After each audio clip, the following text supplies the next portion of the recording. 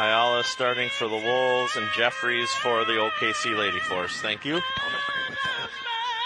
don't agree with that.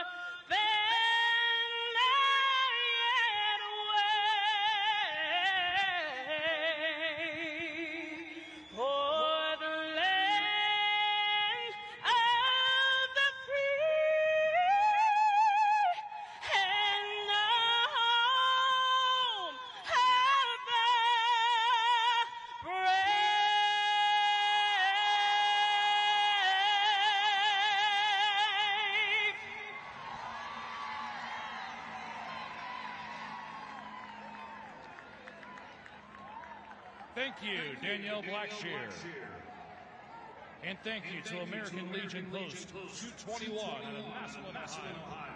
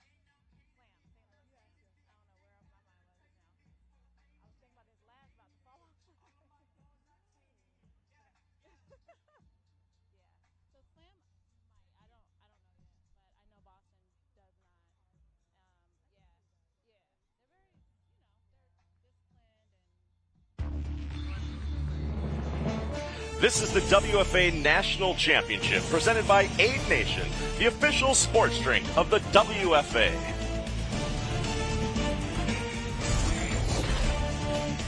After missing the playoffs last season, the New York Wolves are hungry for a championship.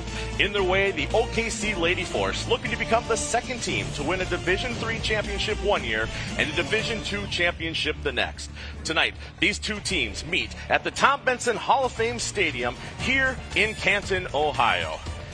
Good evening and welcome to For the Fans Network. I'm Brian Sweeney. With me as always is Alex Westhead. Alex, we are going to be in for a treat tonight with these two teams playing on this field behind us. Well, and Brian, it certainly appears to be on paper the game of the weekend. Two very good, talented teams on offense and on the defensive side of the ball.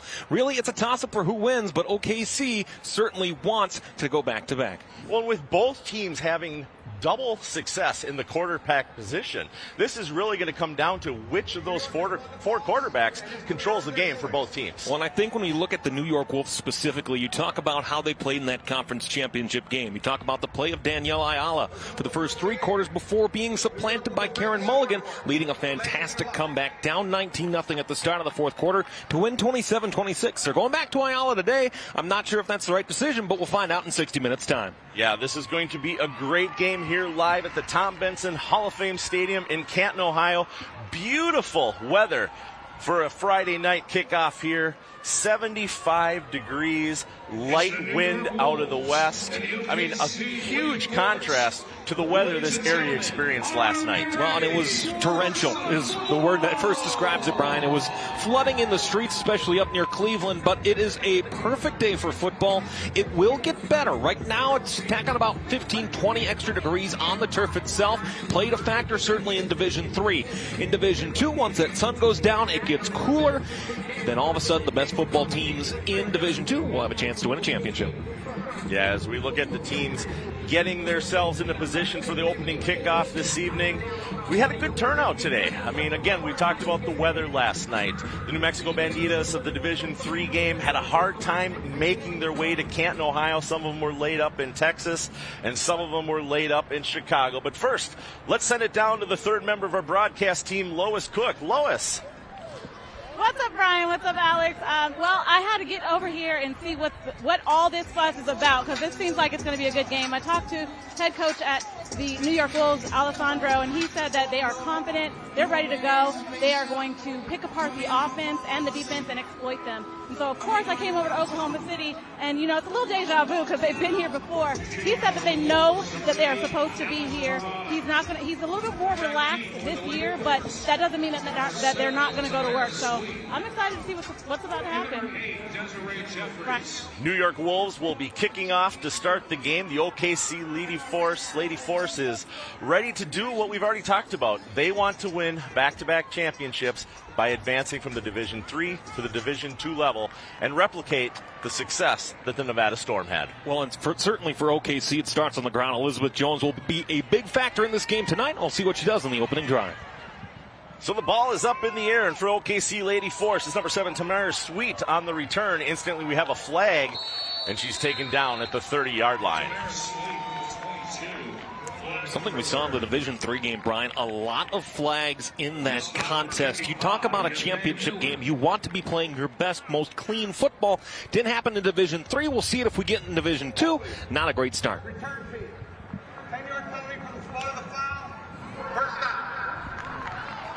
So right away, it's a holding call against the New York Wolves, but they will start with their quarterback.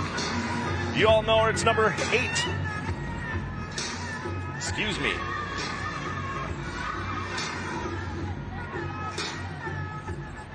Now, Jeffries a season ago, so great in this game in Canton, Ohio. Just 8 for 17 this year with 268 yards, but certainly they'll need her to make good throws and impactful throws when they get away from running the football. Jeffries awaits the snap. Quick handoff, hole on the left-hand side, goes up the center. That's Elizabeth Jones with the carry for the OKC Lady Force. Short gain on the play. They're going to give her 2 yards on that, bring up second down. And for Jones, her league-leading 1,033 rushing yards on the season, paced all rushers in the WFA this season.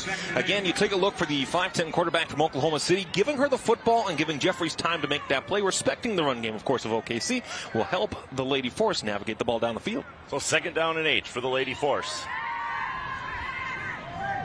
Pass up her right-hand side. Pass is complete. Pass complete to Jones. Going to catch a quick replay on that, brought to you by Aid Nation. Jeffries drops back, looks over her right-hand shoulder. Jones wide open. Picks up another 4 yards on that play. Brings up 3rd and 3 for the Lady Force on their first possession.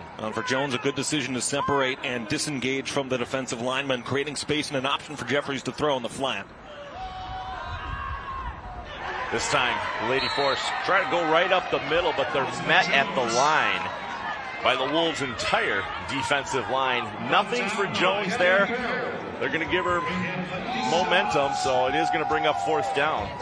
The punting team will come out. Well, we saw this from OKC in the Division 3 championship game a season ago, where both them and their opponent, Capital City, really had a hard time moving the football up and down the field in the early going of that one. They went 3 and out on their first drive in Canton last season, and 3 and out now again, their first drive in 2023.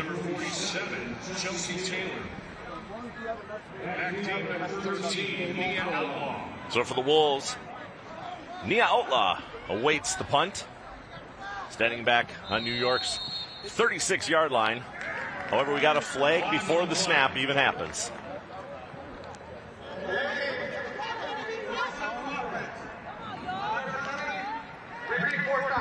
All right, so we have a delay of game for the Lady Force. Going to push them back, which is, really a benefit for the New York Wolves. This is not the kind of mistakes that we can have the OKC Lady Force doing so early in this championship matchup. And already a second penalty for 15 yards. They were the most penalized team in Division II, averaging 6 penalties per game for 50 yards. Outlaw lets the ball roll past her. Looks like it's going to come to rest at the 37-yard line of the New York Wolves, where they will take over for their first possession.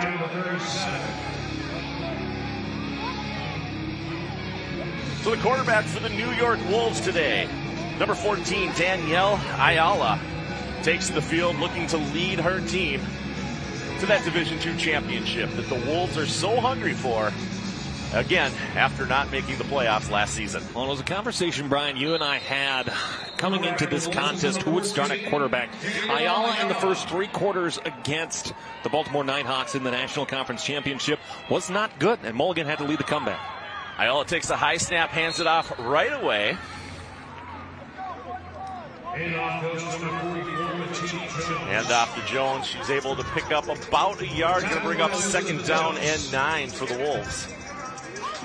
Not a huge running the football team either is New York Wolves, 10th in Division II of 16 teams. They do, however, lead Division II in passing with 181 yards per game.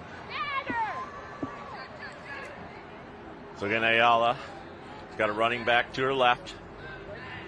2 sets of receivers, top and bottom of the screen. Bad snap. It falls out of her hand as she's getting ready to throw the ball back. Ayala had everything she could do to bounce on that ball and prevent a turnover. Let's see if we can see exactly what happened there on the replay. Looks like she has it good there. She pulls her hand back, and it just didn't release. Well, it's an odd way to start your passing night for Ayala, but still weird. Normally you see the ball fly forward awkwardly, not necessarily the full follow-through on the quarterback's throw. Yeah, so that pushes them all the way back to the 28-yard line, brings up 3rd down and 20, and a flag again on the play. OKC clapping. It's false start.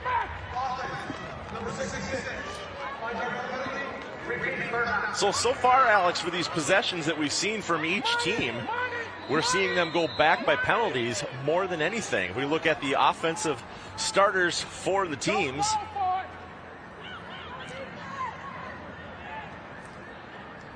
starting for the Wolves, you see you got Matique Jones at running back, wide receiver Ganlin, Gina Capardi, Stephanie Foutrier.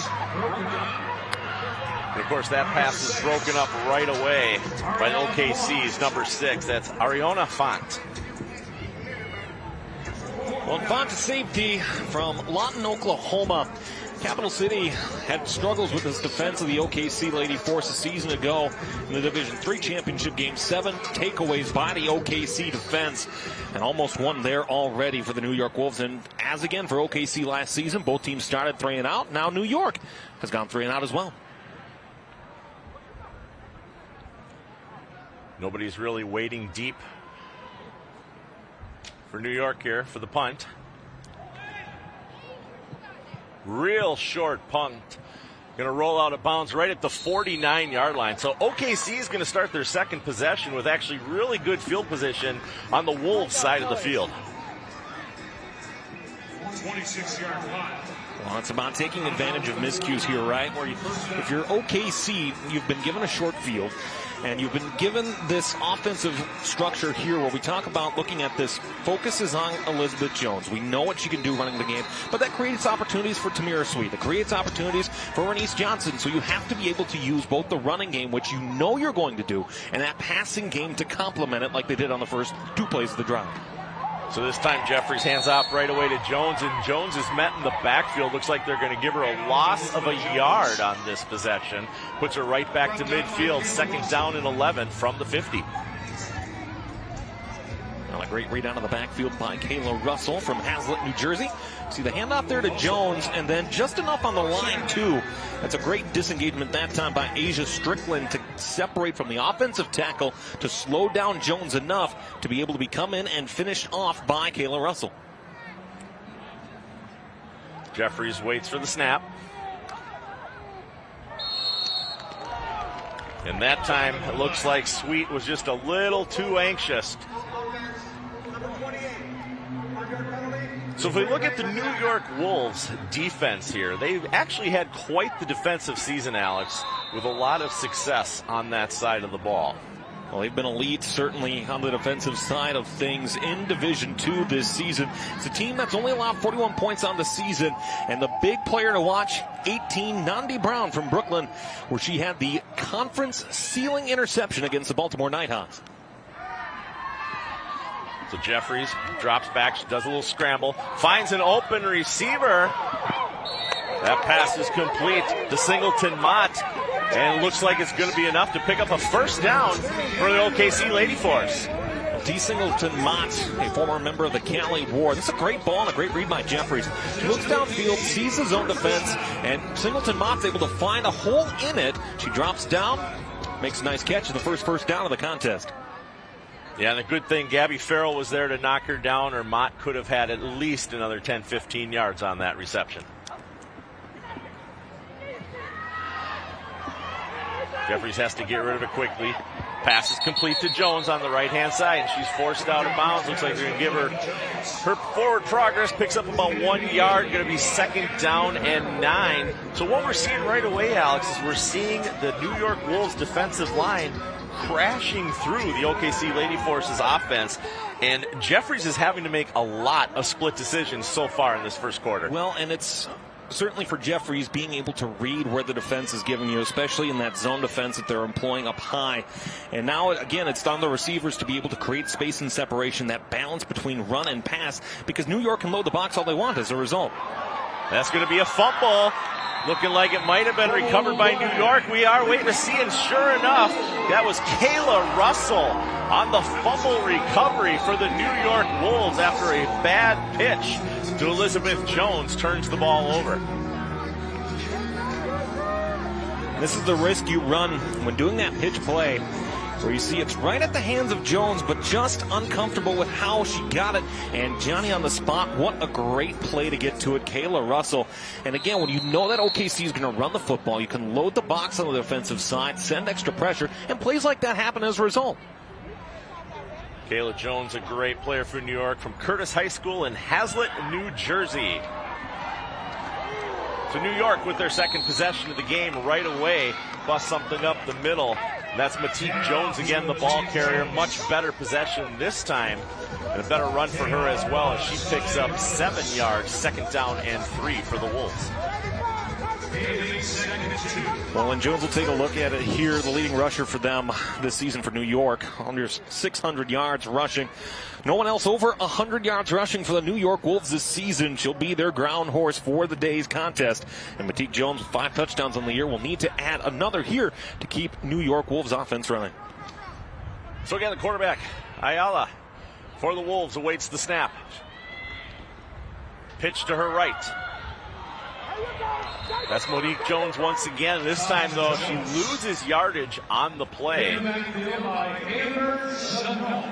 Chenote for the OKC Lady Force on the tackle. As we look at the Wolves offensive starters, you already mentioned Matique Jones and how she has the most rushing yards for the Wolves. But then you look at their wide receivers between Capardi and Ganlin.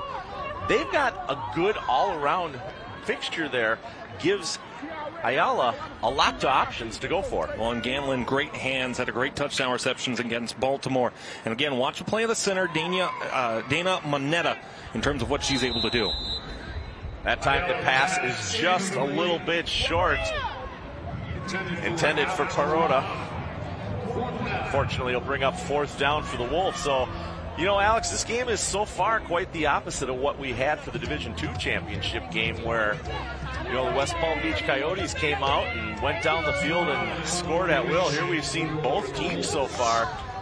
We've had 1 first down between 4 possessions. Well, there's something to be said for unfamiliarity, because these two teams, New York and OKC, they've never played each other, but the same two for West Palm Beach and the team that they were able to defeat as well in New Mexico. But eventually you're going to start figuring out how to get around these defenses. This time the punt goes out of bounds at about the 39-yard line, excuse me, for OKC, where they will take over with their 3rd possession of the game.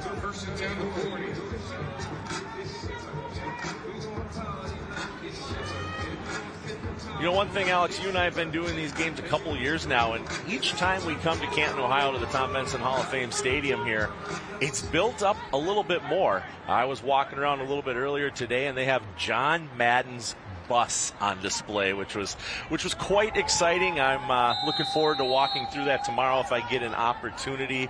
As a fan of the Raiders, it's going to be something that I'm going to want to really enjoy. Especially he's from our home state of Minnesota. Well, there is that. This time it's a quick handoff to Singleton Mott, and she is stopped right at the line of scrimmage. For the Wolves, that's Farrell, another great defensive player. Well, this certainly appears to be, again, New York selling out to stop the run. It worked in a turnover on the last OKC drive that was able to force that fumble on Jones on the pitch. But again, when you're loading the box that much, you're giving up opportunities up high that OKC just hasn't taken a shot at yet. Jeffries drops back. She's got plenty of time for a change. She's got somebody chasing her down. She's going to scramble, nobody to see. She's going to actually get positive yardage before the referees finally blow the call dead, but good for her because Russell was wrapping her up tight.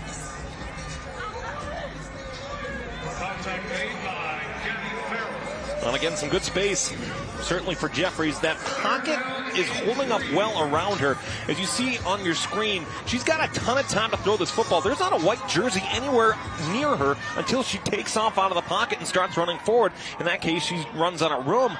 But she's got time to throw the football. Take a shot deep. Yeah, we saw a couple of receivers wide open on her left-hand side. Of course, we have a little bit better vantage point from up here than they do down there.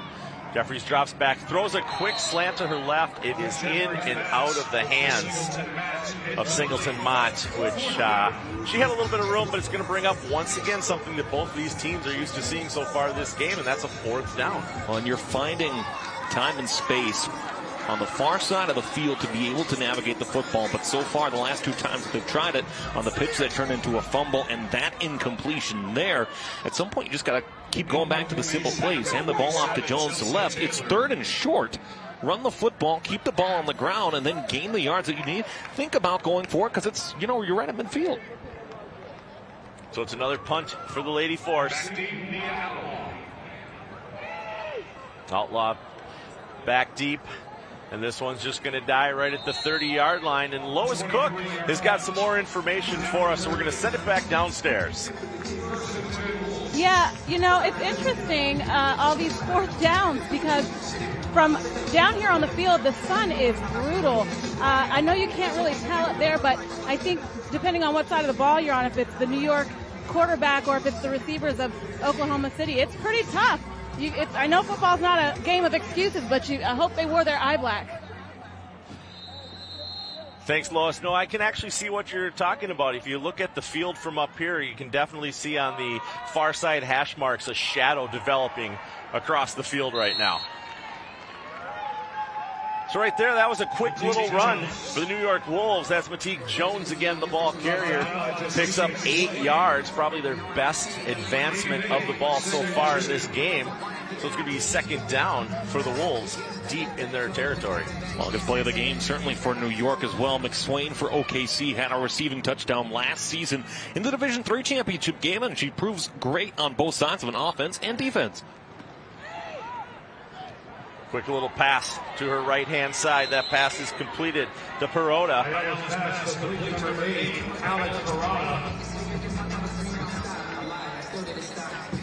For New York, all right, so let's look at the OKC Lady Force defensive starters. Defensive end, Irby, great season that she's having. McNeil, defensive lineman, and Dorsey.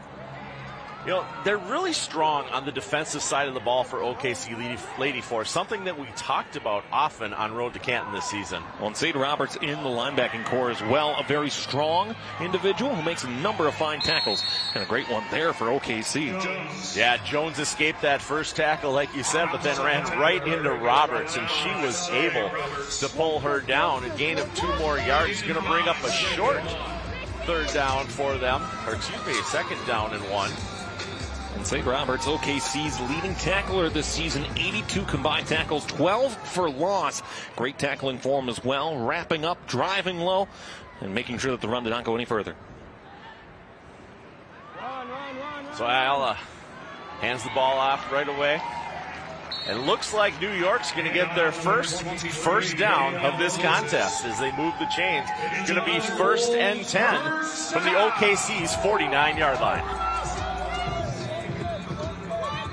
Well, I think New York is starting to figure out how their offense is working. It hasn't necessarily been through the air with Ayala, as she's had 3 incompletions so far, but it's been on the ground where they found a great series of success for Matique Jones.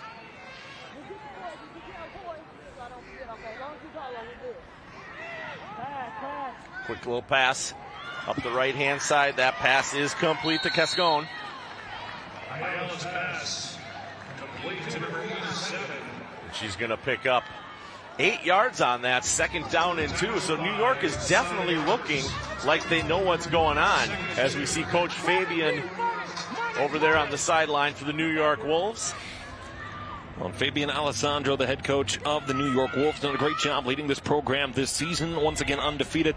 The star of their success has been the passing game this season, and they've been great so far here on this drive. Ayala with a quick little handoff to Jones. Jones up the left-hand side, gets a good block. He's going to pick up another 1st down for the New York Wolves. So now, as you've already talked about a little bit ago, Alex, New York has taken what they learned on those first 2 3 and outs, and they've turned it into back-to-back 1st down conversions. Well, and it's a game of adjustments. If you don't make adjustments to what a defense is giving you, what they're showing you, you have to have those challenges met to be able to improve on the football field. And right now on this drive, give New York credit. They are adjusting to what OKC is giving them, and they're certainly being able to handle it well.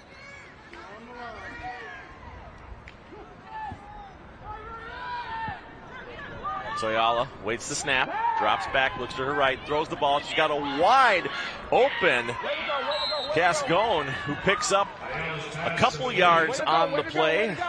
As we look over on the OKC side of the sidelines, we see their head coach, that's Leonard Bullock of the OKC Lady Force, teaching his team, coaching his team, molding his team. I mean, he really has done a lot to develop these players this season. Well, and as a first-year head coach, too, making the jump from Division III up to Division II, a better class of opponent into Division II level.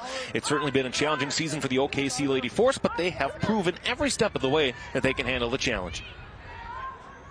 So this time Ayala has a running back to her left, looks to her left, finds out, whoa, just in and out of the hands.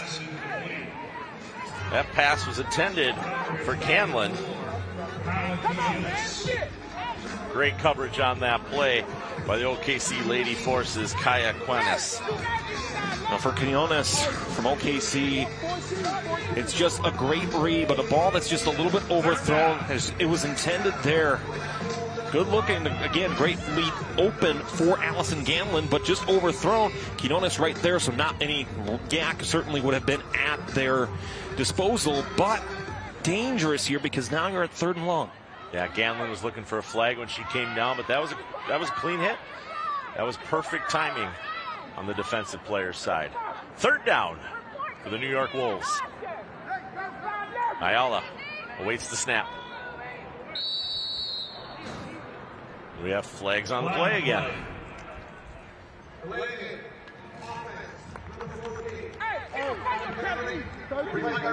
So, Alex, you and I talked a little bit about this last year as far as the delay of game goes. When most of these teams are playing at their home fields, or even on the road for that matter, they don't actually have a play clock in the end zone to look at. So they rely on the referee or the umpire to cue them when they're approaching the end of that 25 or 40 seconds, depending upon which type of play it is. So in this situation, if they're not used to looking to the end zone, as we can see there's already down to 13 seconds left on the play clock, they run that risk of getting those delay of game calls. Well, and I think it's a tough look, too, because even if you're looking for where the back judge is the one that signals it, and I mean, they might have delay game here. And they're forced to take a timeout because of it, and it's something that is so easily correctable. Yeah, you really only need to assign one person, whether it's a lineman, preferably a lineman, somebody close to the center that can be eyes on that clock. And if they're getting down close to 0, you say something. You say something. You let people know that, hey, we are about ready to get a delay of game time here. And it's like you said, it's an easy thing to fix. And it's the internal clock, too, because whether it's physically available in the stadium or it's the official in the back judge uniform signaling it, it's something that at this point in the season, Brian, you shouldn't be committing procedural penalties. We saw it in plethora in the Division III game. Both teams already here in the first quarter with a delay of game penalty. So New York quick to the line this time. They definitely don't want to get another timeout have to be called with 1:13 remaining in the first quarter. We are all tied 0-0. Tom Benson Hall of Fame Stadium in Canton, Ohio. The Women's Football Alliance Division II National Championship game between the OKC Lady Force in the black and gray and the New York Wolves in the white and blue. Ayala drops back, finds a wide open receiver in Parota. Parota down the sideline on the right. She only had one person to beat. She's not able to do it, though, as she's taken down by Elizabeth Jones. Jones saves the touchdown from happening. Well, in the late cut there, not much of a cut, but enough for Parada to create some space. Ayala with this throw, it's just that simple way to work around the coverage, almost kind of that soft pick, where Parada's able to get space off to the far side and then use the legs to be able to make a big play on it, and credit Jones for getting downfield and stopping what could have been a touchdown for New York Wolves. So the New York Wolves 1st and 10 from the Lady Force 4-yard line. Ayala waits the snap, hands it off. Finds a hole, gets a little bit. That's Jones on the left-hand side. She's going to split the difference here. She's going to pick up 2. It's going to be 2nd down and 2. Well, on the 11th play of this drive, Brian, you're at the point here. We're taking a look at Matique Jones from Brooklyn, New York. You can keep giving her the football here, but with how strong that defensive line is for OKC, at some point you might want to think about a quick slanter in. Big time hit right at the line of the scrimmage there by the OKC Lady Force. As we reach the end of the first quarter. Here we are, the end of the first quarter. Women's Football Alliance brought to you by Aid Nation. 0-0, the New York Wolves against the OKC Lady Force. We will be back right after this with the second quarter action live from Canton, Ohio. Hello, I'm Franco Harris, and I can't stress enough about the importance of hydration. And a great way to stay hydrated is with Aid Nation. Aid Nation provides electrolyte vitamins and minerals that rapidly absorb into your body to keep you hydrated. So it's important for everybody every day to stay hydrated with Aid Nation. Here's your parachute. Packed it myself. Certain it's okay? Mm-hmm. Are you 4Imprint certain? Certainty matters. Like the certainty of congratulating coworkers or saying thank you for being a customer with promotional products from 4Imprint. Our expert team is dedicated to making your satisfaction a certainty. Packed it myself. Land the perfect products at 4Imprint.com. 4Imprint, for certain. Whoa. Yeah! Yeah. That head. That is awesome. That head? Yeah! That head. Yeah. Wow. That head? That head. Yeah. Wow. That head? Yeah. That's a fast head. Aw, yeah. That is so lovely. That's a fast head. Yeah. Wow. That is so lovely. That's a fast head. Yeah. Wow. That is so lovely. Love it. Yeah. Wow. The Hall of Fame Village is the place for all your entertainment needs. A destination to eat, shop, play, and stay. We have it all. Make your plans to visit and be a part of the excitement in Canton, Ohio. Visit HOFvillage.com today. Canton, Ohio, birthplace of the NFL, welcomes fans from all over the world. Relive history in our Pro Football Hall of Fame, or explore Tom Benson Hall of Fame Stadium, host of the annual Pro Football Hall of Fame enshrinement ceremony. Visit Canton, Ohio, a Hall of Fame city. This is the Women's Football Alliance National Championships presented by Aid Nation, the official sports drink of the WFA. Once again with Alex Wested, I'm Brian Sweeney. Welcome you back to Canton, Ohio for quarter two, where the New York Wolves and the OKC Lady Force are tied at 0 with the Wolves deep in OKC's territory, 3rd down and 2 from the 3-yard line.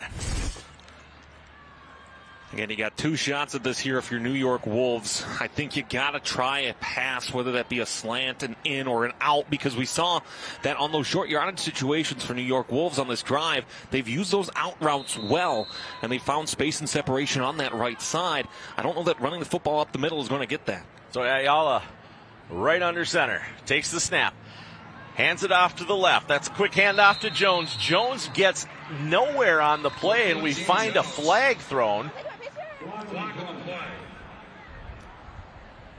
Came from the line judge on the far side of the field after the play was completed.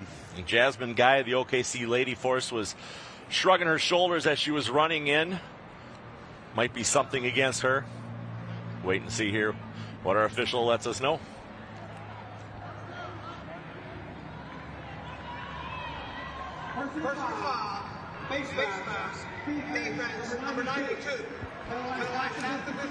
So that's Jamie Wiggins-Turner of the OKC Lady Force with the face mask personal foul. Is going to give New York a fresh set of downs here. 1st and goal now from about the 1.5-yard line. We'll call it a short 2. Well, and now you're giving New York, if you're OKC, you're giving New York Wolves a full 4 more plays. You're trying to put it in the end zone here. And again, now the closer you get, the more running up the middle with Ayala works. Ayala's going to keep the ball herself here. We're looking to see. She's going to come up short. No, they're going to give it to her. Danielle Ayala for the New York Wolves gets the Wolves on the board first with a 1.5-yard quarterback keeper in for the touchdown.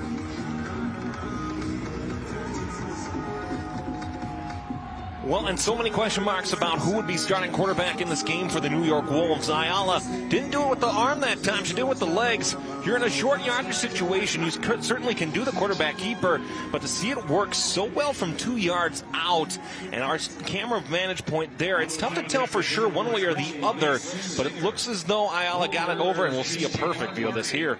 As Ayala's trying to cross the pylon, get across the line, and great job by the camera crew being right down there on that goal line, getting that shot for us.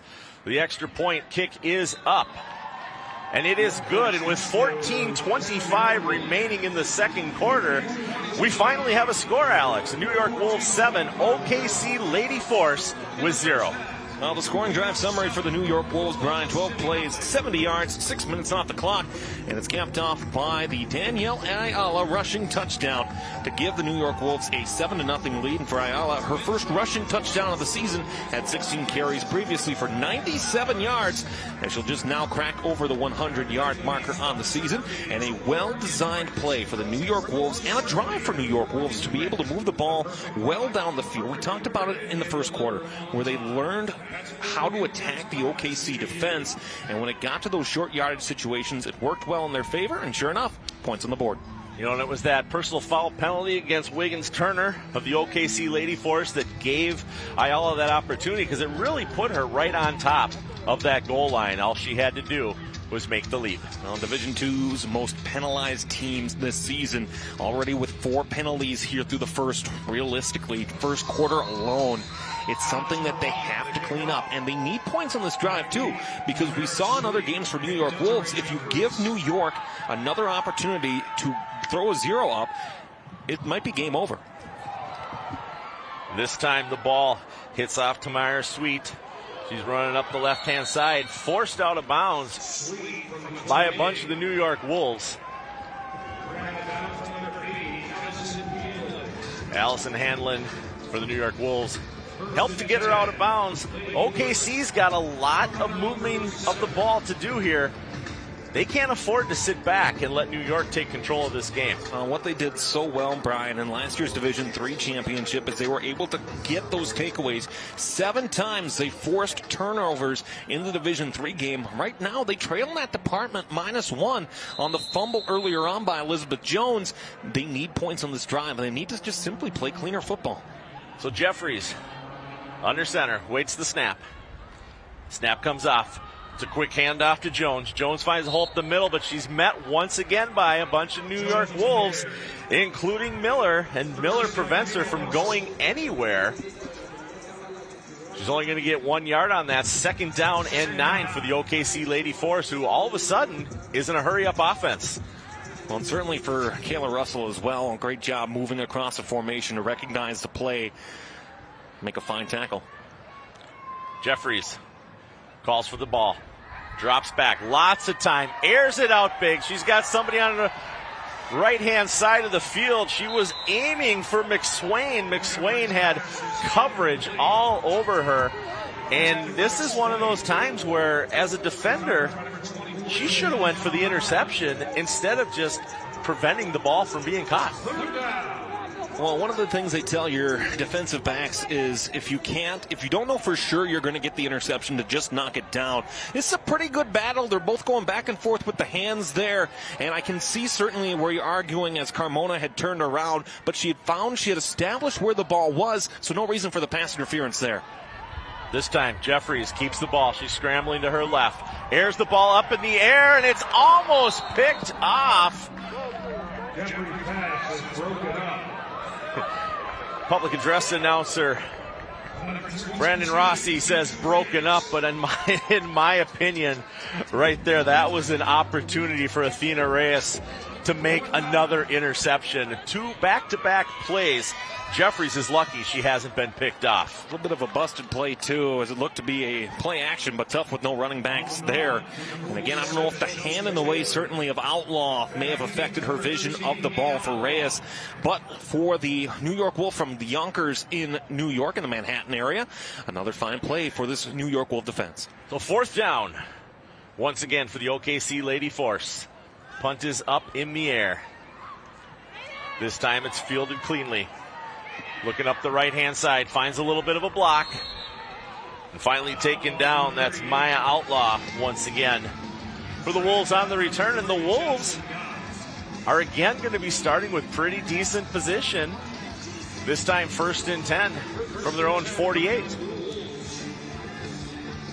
Well, again, Ayala, after what I'm sure she would agree with was one of the rougher games of her career against Baltimore, she's certainly done everything that she's needed to do to lead this offense as well. And OKC hasn't really given New York Wolves much, not by any means in terms of the big play, but just enough to be able to slowly move the ball up the field and do some really good things on offense.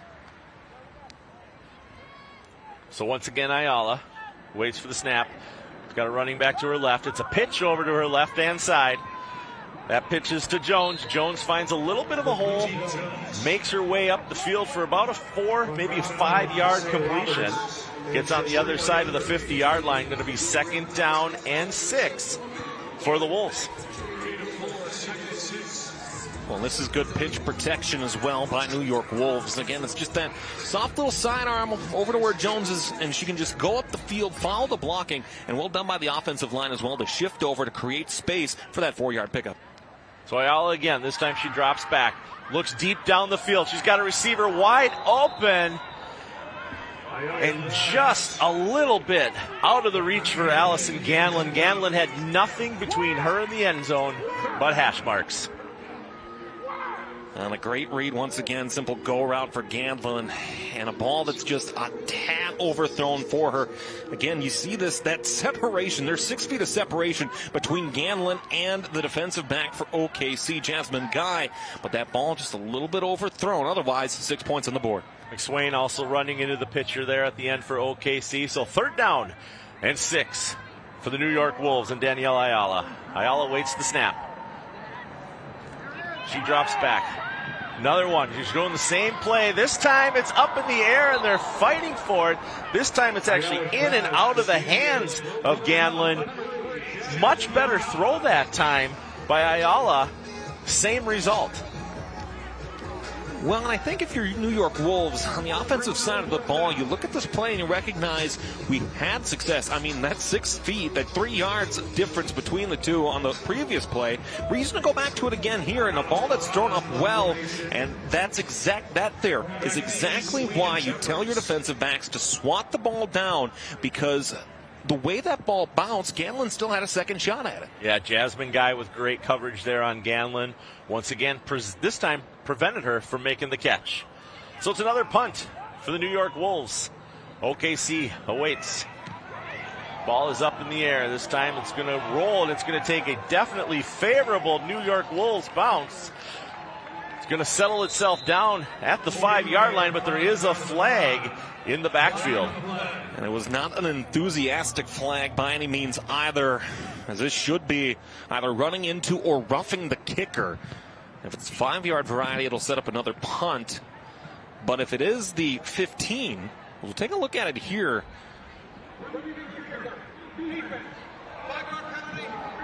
So it's just going to be running into the kicker.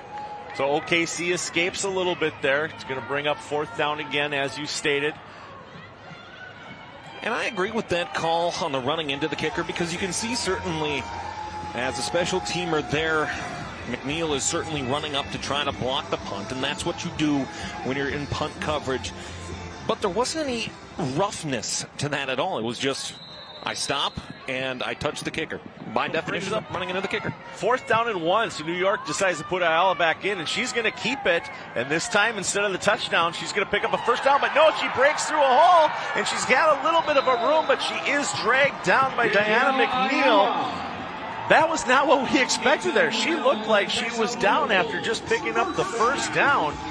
Luckily, McNeil was there for the OKC Lady Force. You look here, Ayala keeps the ball. She's got her 1st down.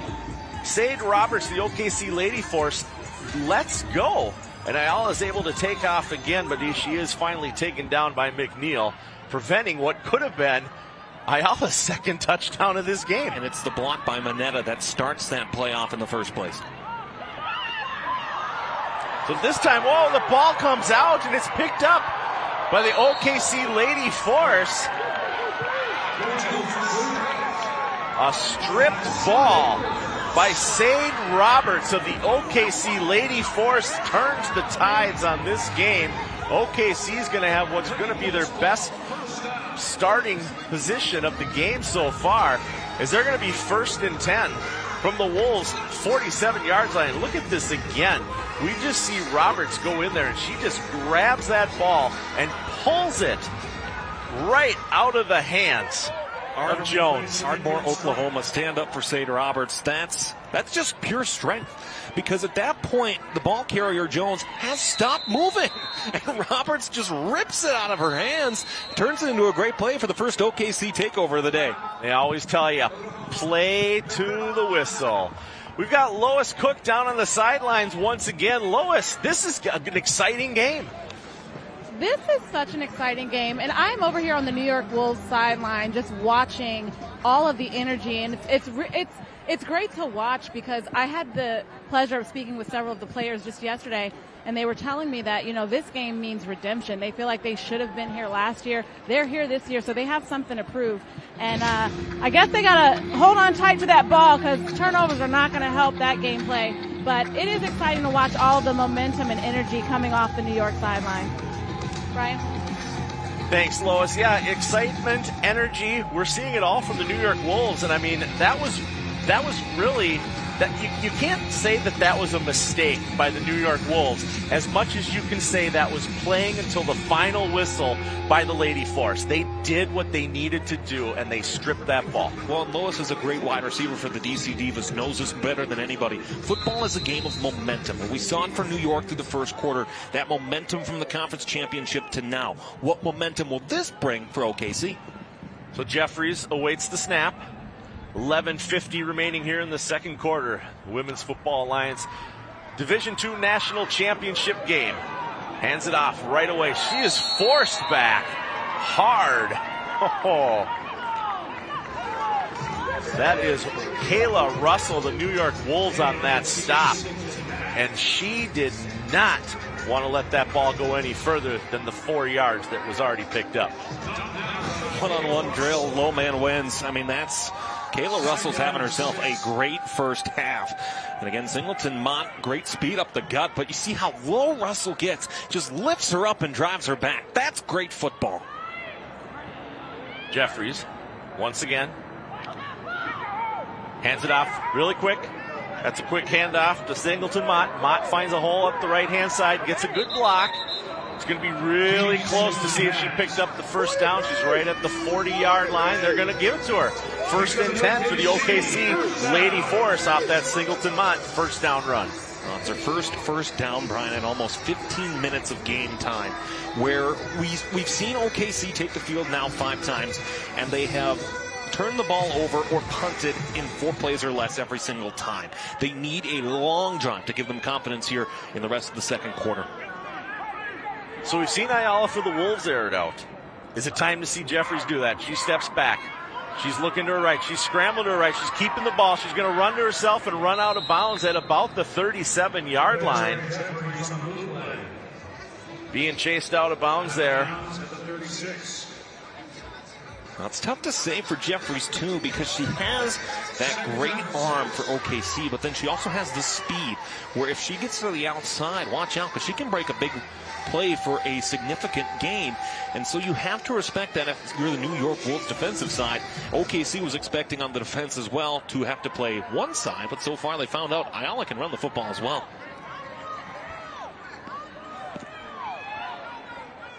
So now Jeffries comes up to the line. Watching that play clock. Gets it up, and it's a bad snap, but she's able to recover it. Looking downfield, she's trying to figure out what to do. She's got to get rid of it, and she's forced out of bounds. And that's going to be a loss of yardage of about 10 yards there, thanks to Kim Rose of the New York Wolves. Now, Kim Rose, member of the New York Wolves team for quite some time. The entire setup to that play, I'm up here in the broadcast booth going outside, outside, outside. And OKC had telegraphed it to look like the play was going that side, whether it be a handoff or the bootleg by the quarterback Jeffries. Kim Rose, reads this perfectly. The Jackson, Mississippi native makes a great play for New York. So it's a long 3rd down for the OKC Lady Force. 3rd down and 17. Ball back on the 47-yard line. We get a flag right away on this one. Ball's put up in the air for Sweet, falls incomplete. I have a feeling this was a free play for OKC. Let's see if the official agrees. No, illegal shift. How about that?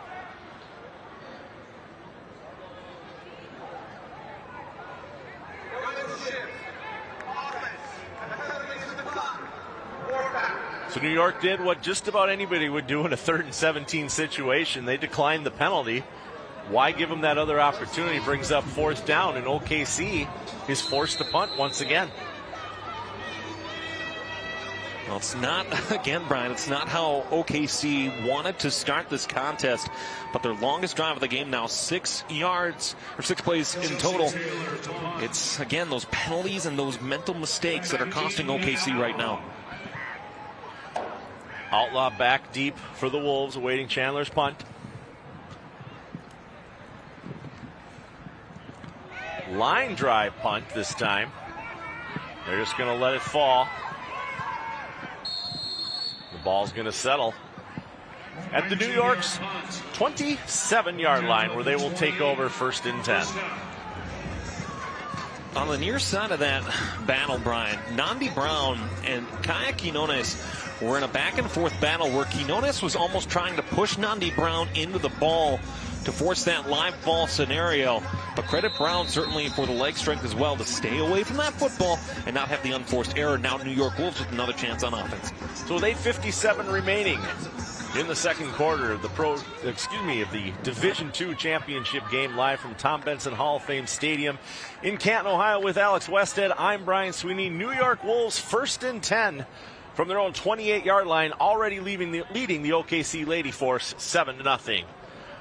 Ball snapped back, handed off right away to Matique Jones. Jones finds a little bit of a push on the left-hand side, but something that we're used to seeing this game is another yellow handkerchief on the field. Well, the signal against OKC once again, already their 6th penalty flag of the contest.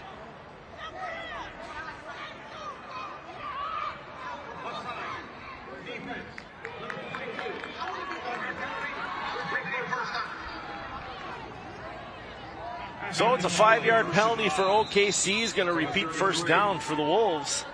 First down and 5 up to their 33-yard line. As Danielle Ayala, the quarterback for the New York Wolves, wearing number 14, drops back, gets rid of the ball very quickly onto the left-hand side. Completion to Capardi. Capardi gets pushed out of bounds. She's going to be right at the sticks, and they're going to give her a first down on that. Well, Ayala is certainly a gamer, withstanding a terrific blitz from Elizabeth Jones on the blind side. She's able to find her receiver with just enough time on that little quick hitter out route, and a great play, great read by Ayala to make that play happen. Fresh set of downs for the Wolves, already leading by 7. 8:15 remaining here in the first half of this game. Ayala drops back, looks to her right. Pass is complete right away. Parota is taken down by Elizabeth Jones of the OKC Lady Force. And Parada, a little bit slow to get up, but she wants to get up right away because she is going to be substituted off the field. Gain of 5 on the play, second down. You start to feel, Brian, that OKC defense starting to sit back a little bit more, and it's creating a lot of separation in the midfield area for New York to be able to find their passing game. It's not the deep shots. It's little ins, outs, slants, hooks, curls that have worked for the Wolves.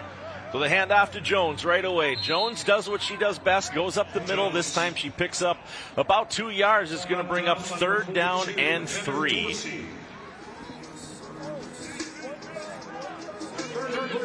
New York so far today, Brian, 50% on third down. They're 2 for 4. And on the short yardage situation, again, the whole playbook is open for New York Wolves. You can run the ball right up the middle. They've started to really find some success there with Matique Jones or the quick hitters that have worked well. Yeah, Jones has been very successful so far today, but this time it's a quick pass on the right-hand side to Cascone. Cascone is up on the side. She gets finally taken down. That's Quiones of the OKC Lady Force, but not before another New York Wolves first down. Again, simple out route to the outside. Cascone able to get past the defense and turn it upfield. That nice cut to get past Jones, and that final tackle there by Quinones, saving another touchdown for New York Wolves.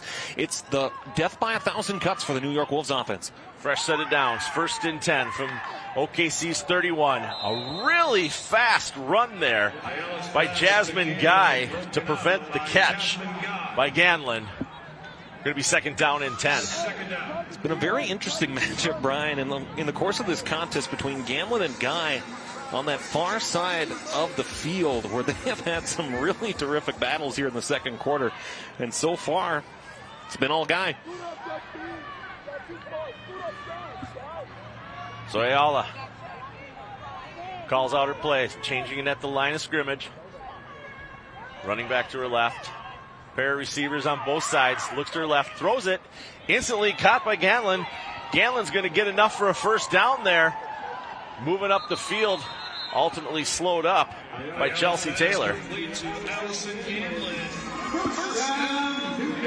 Well, and if Guy's winning the battle head-to-head, run the slant inside. This is a great play design once again by New York Wolves, where Ganlin cuts in, switching with Capardi, who swings to the outside. Just those opposite angle slants work so well for New York Wolves there to create separation and space for Ganlin to pick up the first down. So the chains are moved once again for the New York Wolves. First and 10, ball on the Lady Force. 20-yard line, 5:57 remaining here in the second quarter. Looks like we're going to have a little bit of an injury timeout on the field. Of course, with the WFA rules, anytime the referee or the official calls an injury timeout, this time it was Jasmine Guy that had to run off the field and be substituted. So is this the opportunity now to throw the ball to Ganlin now that you don't have Guy on the field? Obviously not, but this time, Quiones with the big hit on the Wolves, Fogarty Yee. Well, again, she's been fired up on the near side of the field. She has every reason to be. Edmond Memorial High School, what a representative there.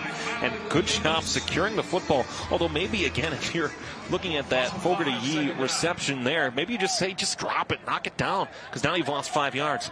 Yeah, a reception for a loss of 5 is not a great stat.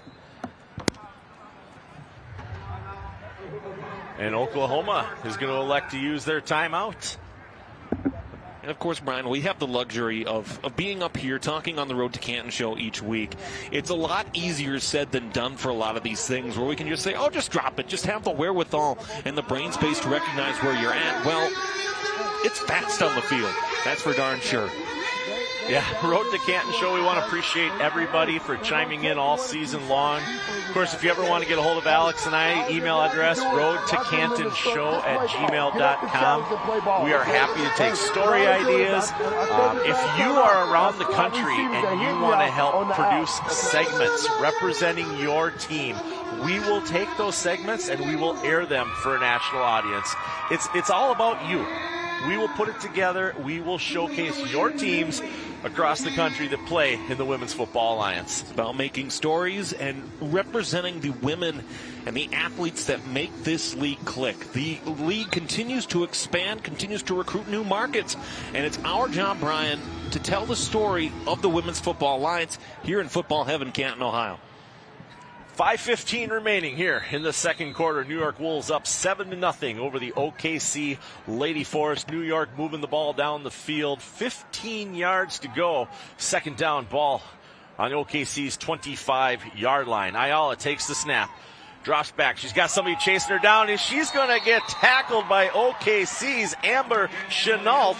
Takes her down behind the line of scrimmage. So once again, New York is moving backwards faster than they were moving forward. Well, and if you're New York, again, you made the adjustments on the offensive side of the football. OKC has done the same, but now on the defensive side. We're back-to-back plays now. Big loss forced by Quinones in the previous play. And then look at this here. That one-to-one battle, that's no contest there as Moses has no chance to block the oncoming Amber Chenault from Midwest City, Oklahoma. Great defensive play by the Lady Force. So another loss of 8 on that sack brings third down and 23 for the New York Wolves. Ayala takes the snap, runs to her left, looking deep down the field. She's got a receiver open, and it is complete to Gina Capardi. Gina Capardi gets some yardage back, actually gets quite a bit of the yardage back. She actually gets about 19 yards on that play, but unfortunately it is going to be fourth down and 7. Well, the protection holds up here for Ayala to find the football. Now the question becomes again, you're in 4-down territory here with the short yardage situation. Football fans would ask, well, why don't you kick the field goal here? Well, that's because it doesn't happen a whole heck of a lot. And certainly New York is a team that hasn't attempted one yet this season, except for one, Janelle Carmona with it. Ayala's going to get taken down in the backfield this time. It's Chelsea Taylor, the OKC Lady Force, that gets there first. So the ball will be turned over on downs. New York will take themselves off the field, and OKC's offense will come on. Well, this, again, that bounce back by the OKC defense. They did such a good job of suffocating the opportunities there for Ayala on that drive. With the exception of that 19-yard completion there, Brian, Ayala didn't have anything on those last 4 plays to really be able to move the offense down the field, and OKC made the adjustments that they had to. So with 3:52 remaining in the first half, Desiree Jeffries takes the snap, hands it off right away. Big tackle, nowhere to go. Jones on the carry for the OKC Lady Force. A pack of wolves, as the PA announcer calls. Athena Reyes was definitely one of the first to get to Jones on that tackle. Well, Brandon Rossai of West Allegheny, Pennsylvania, has a phenomenal, excellent, loquacious dictionary from which to use, and he does such a great job here for the Women's Football Alliance, and as well as what he does in Pittsburgh. He's done the game for the Pittsburgh Pirates. He's done some stuff for the Big Three in hockey as well. A wonderful PA announcer. So with 1 yard gain, it's second down and 9. Jeffries hands the ball right off to Jones. Jones looks for a hole on the right-hand side, but she's got nowhere to go. And once again, the Wolves are all over Jones, this time being led by Matique Jones. And it's such an interesting decision here for OKC to have to do because, again, we talked about how New York Wolves are loading that box. They're trying to cram in between the tackles to limit what the WFA's leading rusher, and Elizabeth Jones, has done this season, and she hasn't had much tonight. They're giving her time and giving her space, giving her attempts, but she just hasn't turned it into the big chunk play. So it was another gain of 1. So it's 3rd down and 8. Ball on the Lady Force 27. Jeffries drops back. There's a flag on the play. She's running to her right, her left, and she's going to run herself out of bounds at the 30-yard line. Being chased there by both Kayla Russell and Athena Reyes. I think we're going to have a legal motion here on OKC for their 7th penalty of the opening half.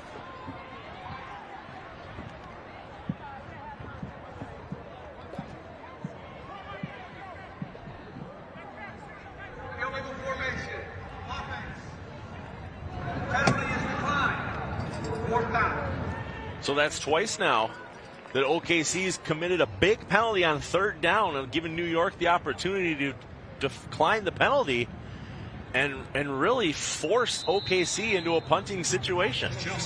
So they declined the penalty for a 4th and manageable. With 2:14 left, you're punting the ball away. And in a one-possession game, you're still sitting there saying, what time do we have left and how can we change up what we're doing? So Outlaw on the return gets all the way past the 50-yard line. Then she's pushed back a little bit. Looks like they're going to give her forward progress, though. New York, with 1:56 remaining in the second quarter, is going to have 1st and 10 on OKC's side of the field. 1st and 10 for New York from the 48.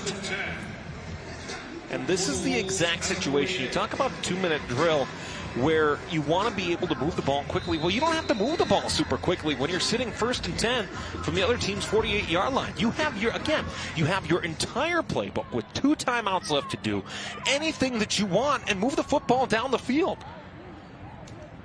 So Ayala lines up, waits the snap, looks to her right, gets rid of it really quick. That pass is complete to Perota. Perota runs up the sideline, taken down pretty hard by Quiones, who you've already mentioned is having a great game.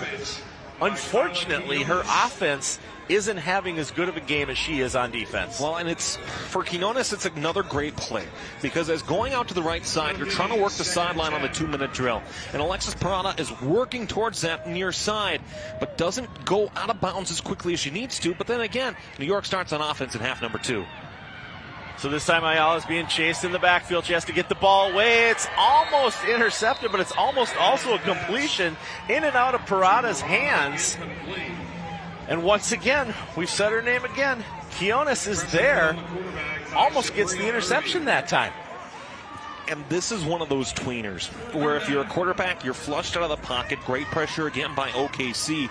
You have to make the decision to either just hold on to the football and secure it and force them to take a timeout, or you throw it away quicker than this. Because again, look at this. It's forced back, great pressure by Irby, and she throws it away carelessly into coverage that should have been going the other way. Yeah, she couldn't even see a defender. Her face was already looking to the turf when she released that ball. So this time, it's a quick handoff. This time to Cammie Best. Best finds a little bit of a space, gets 1 yard. So we're going to be 4th down and 9. Struck down by Chelsea Taylor. 4th down. Minute remaining here in the first half of the Women's Football Alliance Division II National Championship game. And OKC elects to use their final timeout of the half, something that you were up here telling them to call before they wasted 10 seconds. That's just it. You waste 10. Okay. For New York Wolves, that's the exact play you run on 3rd and 10 because you're taking the opportunity and you're forcing OKC to take a timeout. You're running the ball for a short gain and you're just giving it up. You're saying, all right, let's go get our defense back on the field. But then you're OKC. You're giving New York a gift.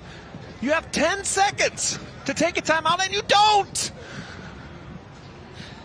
57 seconds remaining here in the first half. Nice crowd on hand for a beautiful evening in Canton, Ohio at the Tom Benson Hall of Fame. Looking out our window here, we see the Pro Football Hall of Fame. Of course, we'll talk tomorrow about Allison Cahill and what a great quarterback she is with her jersey on display in there. So it's another punch for the New York Wolves. This time it's going to be a line drive. And they're just going to let the ball roll as the clock ticks down. The referee blows. 15 seconds come off the clock during that punt as it rolls. OKC has a lot of field ahead of them. It's going to be 1st and 10. Ball on their own 6-yard line. On the special teams there, Brian, selling out for the block, looking to force a shorter field. But again, it's that time mismanagement for OKC here where, I mean, you could have had, I don't know, maybe a minute left based on the punt and then the timeout that you took too long to take. I mean, it's a chance here where OKC, you also can't necessarily take a knee right here. You have to do something because otherwise you're in the shadow of your own end zone. New York with 2 timeouts remaining. OKC picks the ball. It's a quick little handoff to Elizabeth Jones. Jones finds a spot up the left-hand side. Taken down by Nandy Brown.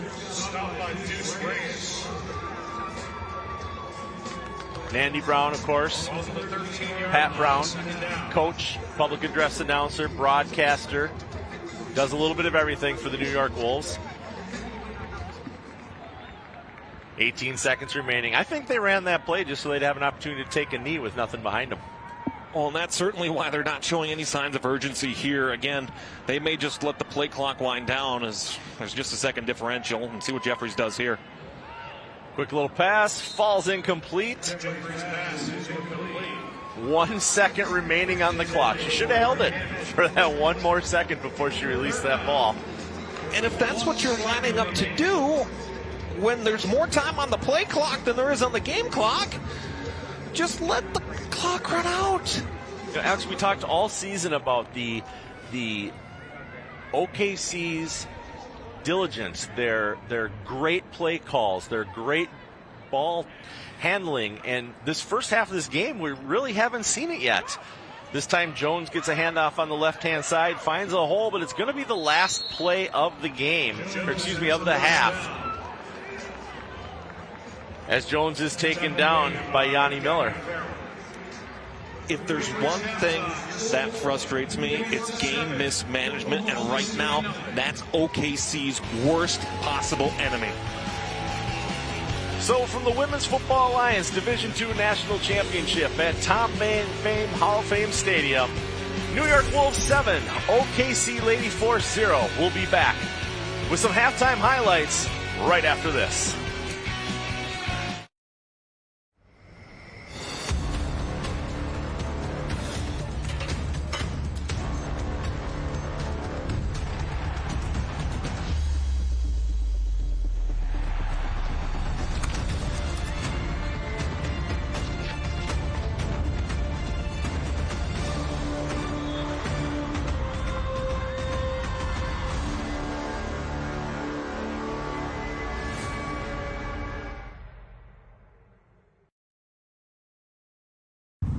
Hello, I'm Franco Harris, and I can't stress enough about the importance of hydration. And a great way to stay hydrated is with Aid Nation. Aid Nation provides electrolyte vitamins and minerals that rapidly absorb into your body to keep you hydrated. So it's important for everybody every day to stay hydrated with Aid Nation. Here's your parachute. Packed it myself. Certain it's okay? Mm-hmm. Are you 4Imprint certain? Certainty matters. Like the certainty of congratulating coworkers or saying thank you for being a customer with promotional products from 4Imprint. Our expert team is dedicated to making your satisfaction a certainty. Packed it myself. Land the perfect products at 4Imprint.com. 4Imprint, for certain.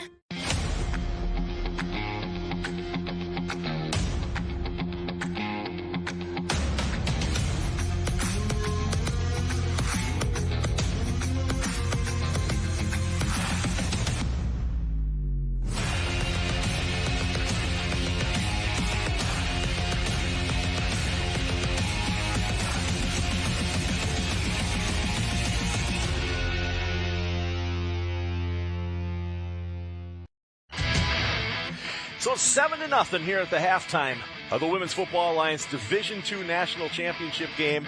Ayala of the New York Wolves with the only touchdown in the first half. Alex, your thoughts on what we've seen so far? Well, and this, we talked about in our introduction, Brian, how this was going to be the game of the weekend for us to watch. And so far, it's lived up to it. It's been that game where there's been adjustments on both sides. New York adjusting to the offense and on the defensive side for OKC. And right now, that running touchdown by Ayala, that's been the difference so far. Both teams have been able to execute, but not necessarily to the full level of expectation that we're used to seeing from New York and OKC. Well, and we came into this game really expecting to see an offensive shootout, and really all we've seen on the offense is mistakes, penalties, turnovers, and plenty of 3-and-outs. Well, and that's the thing that's been frustrating me the most, and I imagine for fans of both OKC and New York, the thing that has been most frustrating tonight, Brian, it's been the penalties. It's been the lack of clock management and the inability to necessarily move the ball in an effective manner. I mean, if OKC ends up losing this game, look at that last drive where you had a play where you didn't take a timeout until it was too late. You held onto the ball for too long and then made a bad pass to give yourself to force yourself to take an extra play.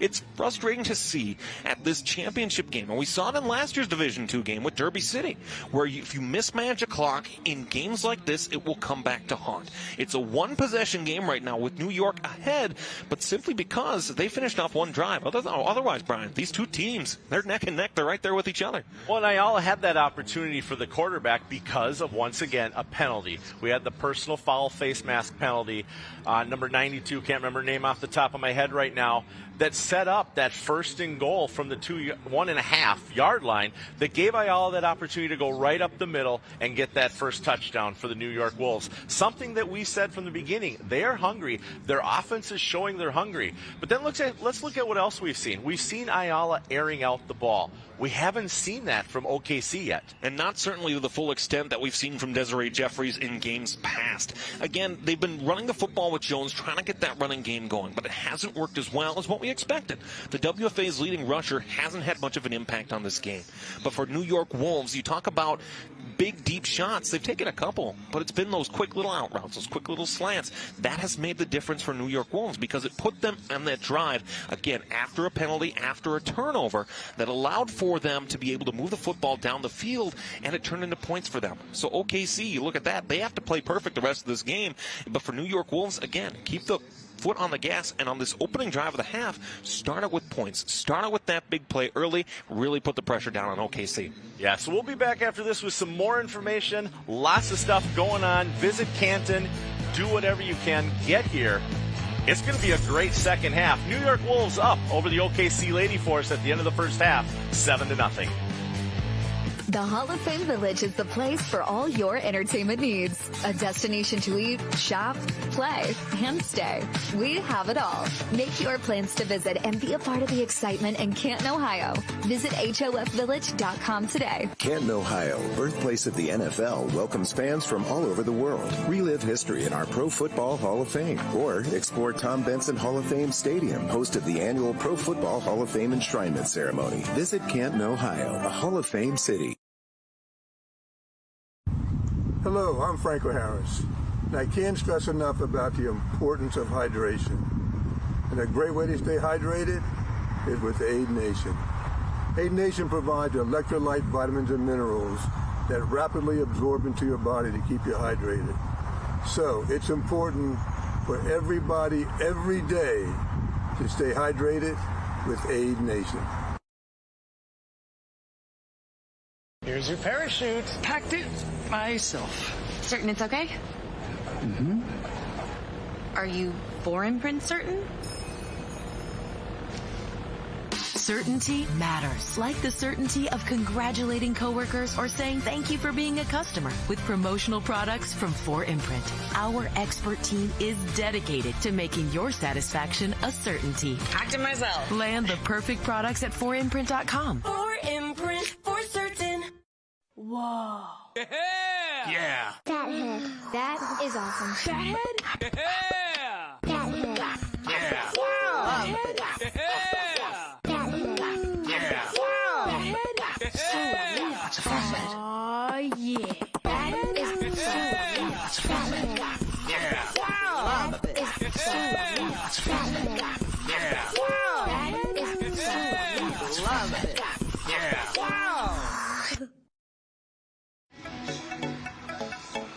Live from the Tom Benson Hall of Fame in Canton, Ohio, it's the Women's Football Alliance Division II National Championship game. New York Wolves up at the half over the OKC Lady Force by a score of 7-0 as we look at some highlights from the first half action, beginning with this fumble recovery right away by Jones that really set things up. A little bit later, after a penalty, Ayala keeps the ball herself and gets in for what is currently the only touchdown of the game. But it wasn't all on offense. No, you look here, Roberts has been doing phenomenal as she strips the ball away from the Wolves and scampers 20 yards down the field before she is stopped. Ayala gets the ball back and has great back-to-back pass receptions. First one here to Cascone. And then right away puts the ball up in the air to Ganlin.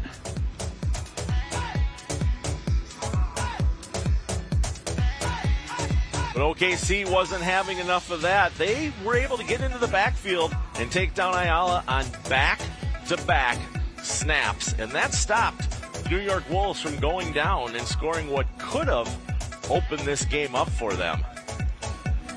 But as a result of that, we are at 7-0 here at the Tom Benson Hall of Fame Stadium in Canton, Ohio. New York Wolves up over OKC 7-0, and we will be back right after this with more.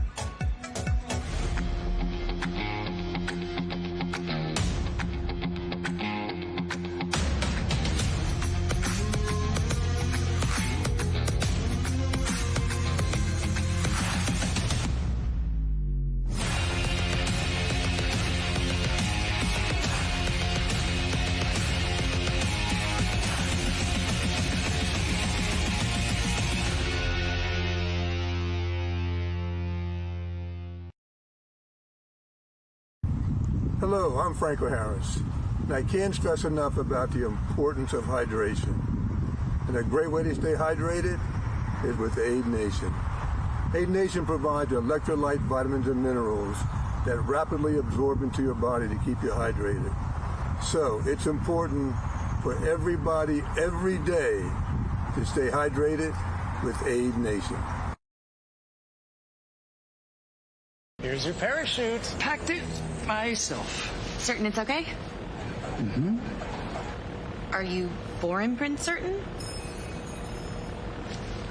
Certainty matters, like the certainty of congratulating coworkers or saying thank you for being a customer with promotional products from 4imprint. Our expert team is dedicated to making your satisfaction a certainty. Packed it myself. Land the perfect products at 4imprint.com. 4imprint, for certain.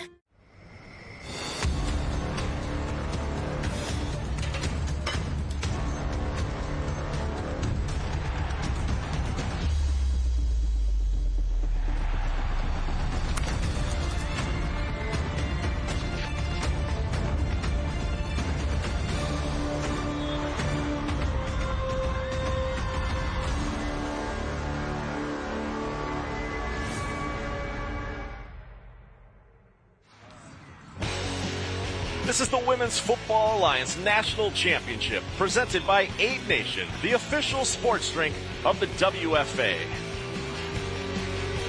Live from Tom Benson Hall of Fame Stadium in Canton, Ohio with Alex Westhead, I'm Brian Sweeney.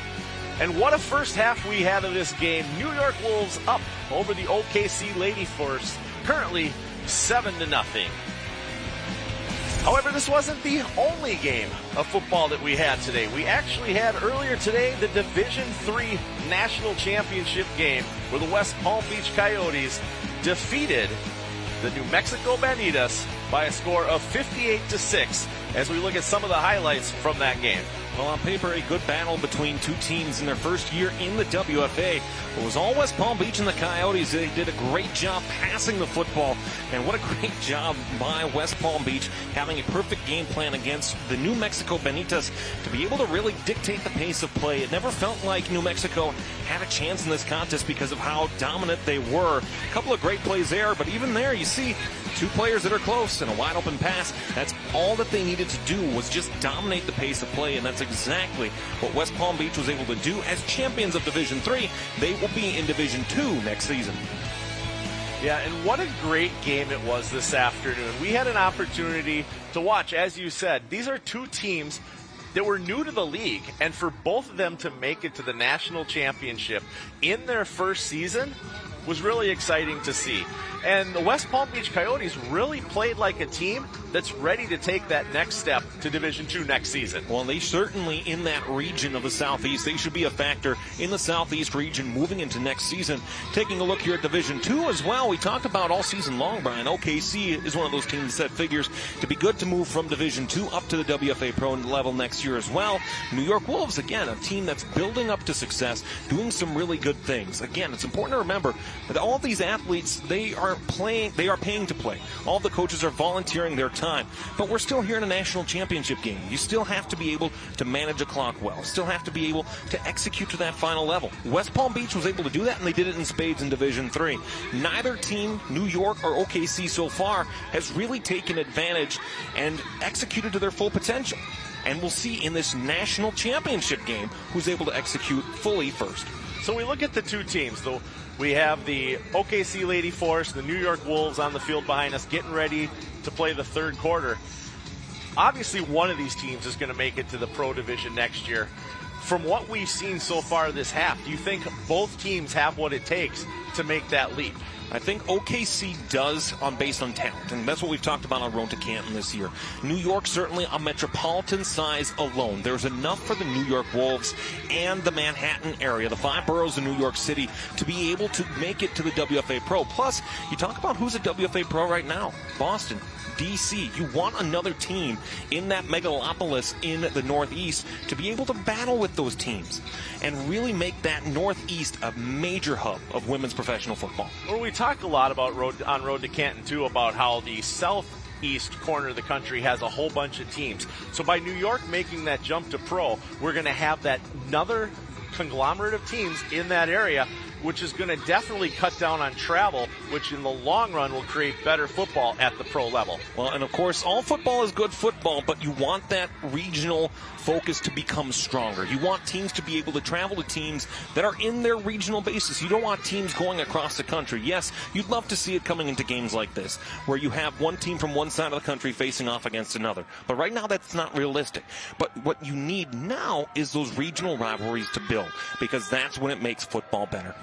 Yeah, so, I mean, we're going to have regional rivalries. Everything's going to be getting better next season. This year we had 14 teams at the pro level. Next year, for sure, 15. Who knows, 16, 17, we might be there. We'll find out which of these teams for sure is going to the Pro Division next year when we return after this to the second half of the Division II National Championship live from Tom Benton Hall of Fame Stadium in Canton, Ohio. Whoa. Yeah. That head. That is awesome. That head?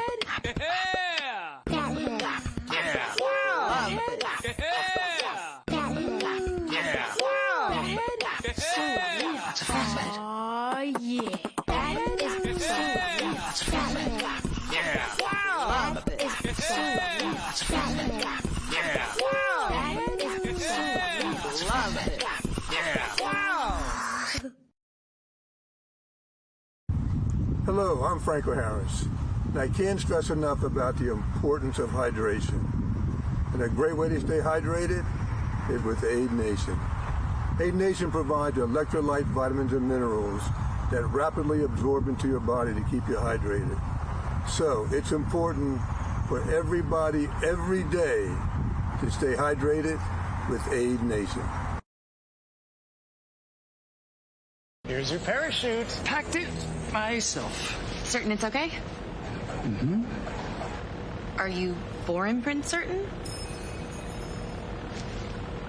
Certainty matters, like the certainty of congratulating coworkers or saying thank you for being a customer with promotional products from 4imprint. Our expert team is dedicated to making your satisfaction a certainty. Talk to myself. Land the perfect products at 4imprint.com. 4imprint, for certain.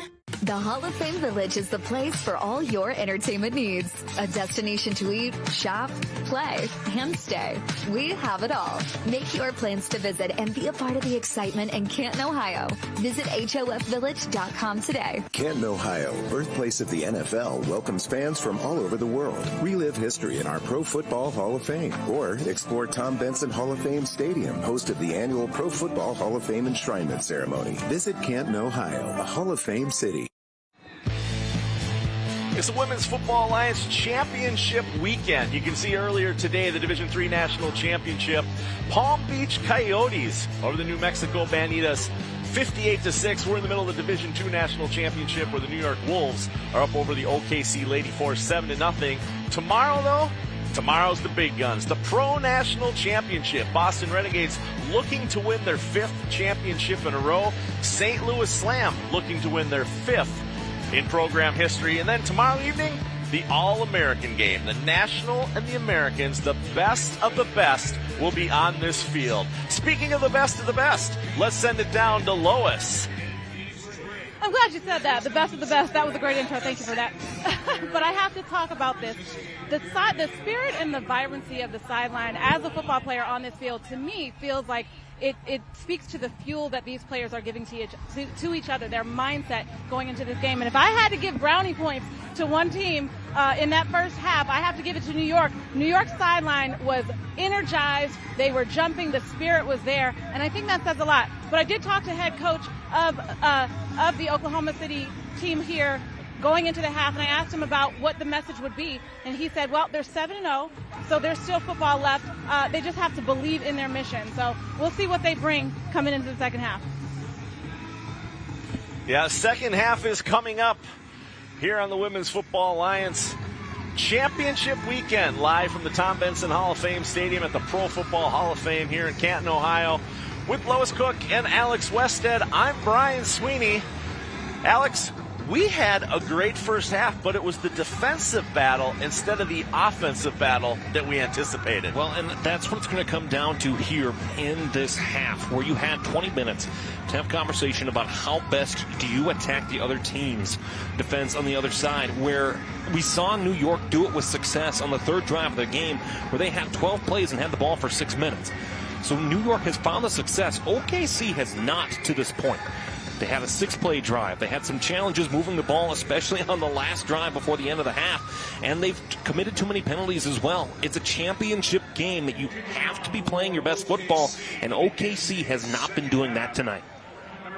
OKC will be kicking off to start the second half of the Division II National Championship game here in Tom Benson Hall of Fame Stadium, live in Canton, Ohio. Alex, your thoughts on the second half as far as New York? Do they need to make any changes on offense, or what they have continue to work for them? What we saw work so well for the New York Wolves is we saw quick hitters, quick passes, nothing more than 8 yards work so well. And it was a combination of Capardi, Parada, Gamlin that created offensive opportunities through the air. Then all of a sudden, it opened up the ground game. And it opened up for Matique Jones. It opened it up for Danielle Ayala, the only one with a touchdown so far. And for OKC, let's look at their offense. What changes do they need to make this half if they want to put points on the board and make this into a shootout? Well, and Brian, I think you suggested it prior to the halftime break. They got to pass the football more. It's not working with Elizabeth Jones. It's time to try something different. So OKC kicks off the ball, and right away, Nandy Brown picks it up for the New York Wolves, and she's running up the left side of the field. Gets some good yardage there before she's thrown her out of bounds by Ariana Fant. Well, this will be great starting field position for the New York Wolves. And so far, Brian, it hasn't necessarily lended itself to success for New York Wolves. Their longest drive, their touchdown drive, started at their own 30-yard line. But now we need to see what the New York Wolves start out with here on offense. Because, again, if you keep giving OKC chances to pull even or get ahead in this game, eventually, with how well offensively they've done this season, OKC is going to figure it out. So Ayala starts 1st and 10 from their own 42-yard line. right away hands it off and stopped at the line of scrimmage is Danielle Moses. And now here's Karen Mulligan, who led that massive comeback drive against Baltimore. And I don't know if this was planned, but it's a question that we ask too. Who should be the starting quarterback, Ayala or Mulligan? And right now they're going to ride with Mulligan here for the third quarter. So Mulligan, 2nd and 9 in the shotgun. 2 receivers to her right, 2 to the left. Lone running back in the backfield, standing to her left-hand side. Takes the snap, drops back, gets rid of it really quickly, throws the ball in and out of the hands of Mulligan. Well, they connected for a touchdown against Baltimore. This is a great play. Once again, New York has done a great job of designing plays because they found success, certainly on the far side of the field with Ganlin working against Guy, where there's been separation between the two. This time the ball's underthrown, and Guy almost has it, but a little bit of a late jump for Guy to be able to have a chance to intercept. And now 3rd down and 9. We saw Guy go off the field with an injury in the second quarter, the first half of this game, and obviously that didn't really play any bearing on her play as she's back and already making a name in the second half. This time Mulligan is hit in the backfield, goes down kind of hard. That pass was overthrown everybody. Closest receiver in the area would have been Allison Ganlin. Going to be 4th down. Well, this is a play that I'd like to see again because I think that they both quarterbacks, Ayala and Mulligan, want to go to Ganlin on the far side of the field, and they want to go on those go routes, but they just haven't been able to connect. Same thing too with OKC's offense. Eventually that'll pay off. Eventually that'll pay off for New York as well. And both teams right now, they're flirting with disaster based on things that we've seen consistently over this game. So a very short punt, but it gets a New York Wolves roll. And it's going to be stopped by Nandi Brown at the 23-yard line of the OKC Lady Force, where they will come out here in their first possession of the second half, and they really need to get something going on offense. The first 30 minutes of this game, they really didn't do much, and unfortunately, it shows on the scoreboard. OKC came into this game, leading Division II with an average of 38 points to a game. And here they are, 0 in the second half. Well, and look at, Brian, their playoff route to get here as well. 70 against Sun City out of El Paso, and then 24 against Nebraska. And right away, OKC comes out and commits the penalty on offense with an illegal substitution. So they're going to start the second half, 1st and 15. Ball all the way back on their own 18-yard line. Jeffries awaits the snap. He's got receivers wide at the top and the bottom. Once again, OKC wearing the black and gray. Ball's handed off to Elizabeth Jones. Jones finds a little bit of a hole. Met about 3 yards up the line and taken down by Outlaw.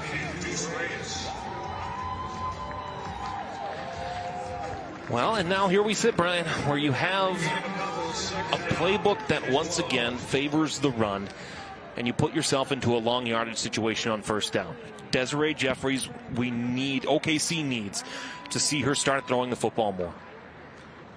Jeffries hands the ball to Jones. Jones escapes one tackle, gets up to what was originally the line of scrimmage, possibly a yard beyond that, and it's going to set up a long 3rd down and 9 for the OKC Lady Force. OKC 0 for 3 on 3rd down in the first half. Once again with a 3rd down and 8 facing here. I need to start seeing some throws from Desiree Jeffries. OKC Lady Force moving right to left across your screen. New York Wolves wearing their white visiting jerseys, moving left to right, currently leading 7-0 in the Division II National Championship game. 12:44 remaining as Jeffries drops back. Pocket's falling apart. She needs to get rid of that ball. She's going to be taken down by the New York Wolves all the way back at the OKC 4-yard line. Rose on the huge tackle for the New York Wolves. And this is a play where Kim Rose just dominates her one-on-one matchup and then sheds off that tackler there and wraps up Desiree Jeffries. And you talk about, too, Jeffries, we saw it a couple of times in the first half, just trying to extend the play a bit too much. There wasn't much there that we could see from what Jeffries had options for her to be able to throw. And now, once again, New York will have great field position. OKC punting deep from within their own end zone. It's going to be a short punt. Not fielded cleanly, though. It's going to have to be jumped on. Going to wait and see. Outlaw wasn't able to cleanly take that in, but she was able to jump on it. New York, though, still going to have great field position. 1st and 10 from the OKC 20-yard line, already up 7-0. You look at it here, you can see that it just falls right out of her hands. She throws a good block there, gives herself enough time to recover that. Well, for OKC now, this is the point where the Lady Force look at it where they need to get a stop here once again. Because goal to go on the first play of a drive is not necessarily something they're facing here, but inside the red zone, that's a challenge. Mulligan to the quick handoff. Nowhere to go for Danielle Moses to the New York Wolves. Right to the original line of scrimmage. 2nd down and 10. 13.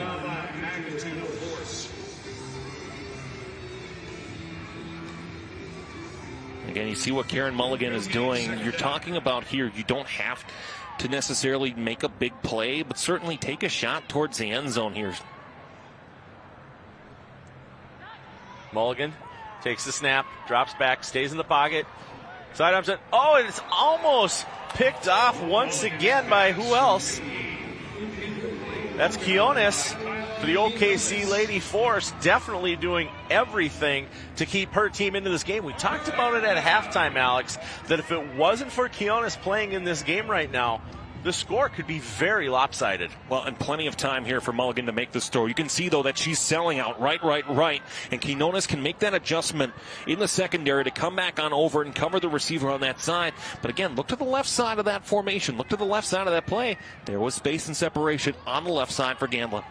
3rd down and 10 for Mulligan and the Wolves as she takes the snap. This time she's going to throw it to her left. She's got a receiver, Allison Ganlin, covered by Jasmine Guy like we've seen all game.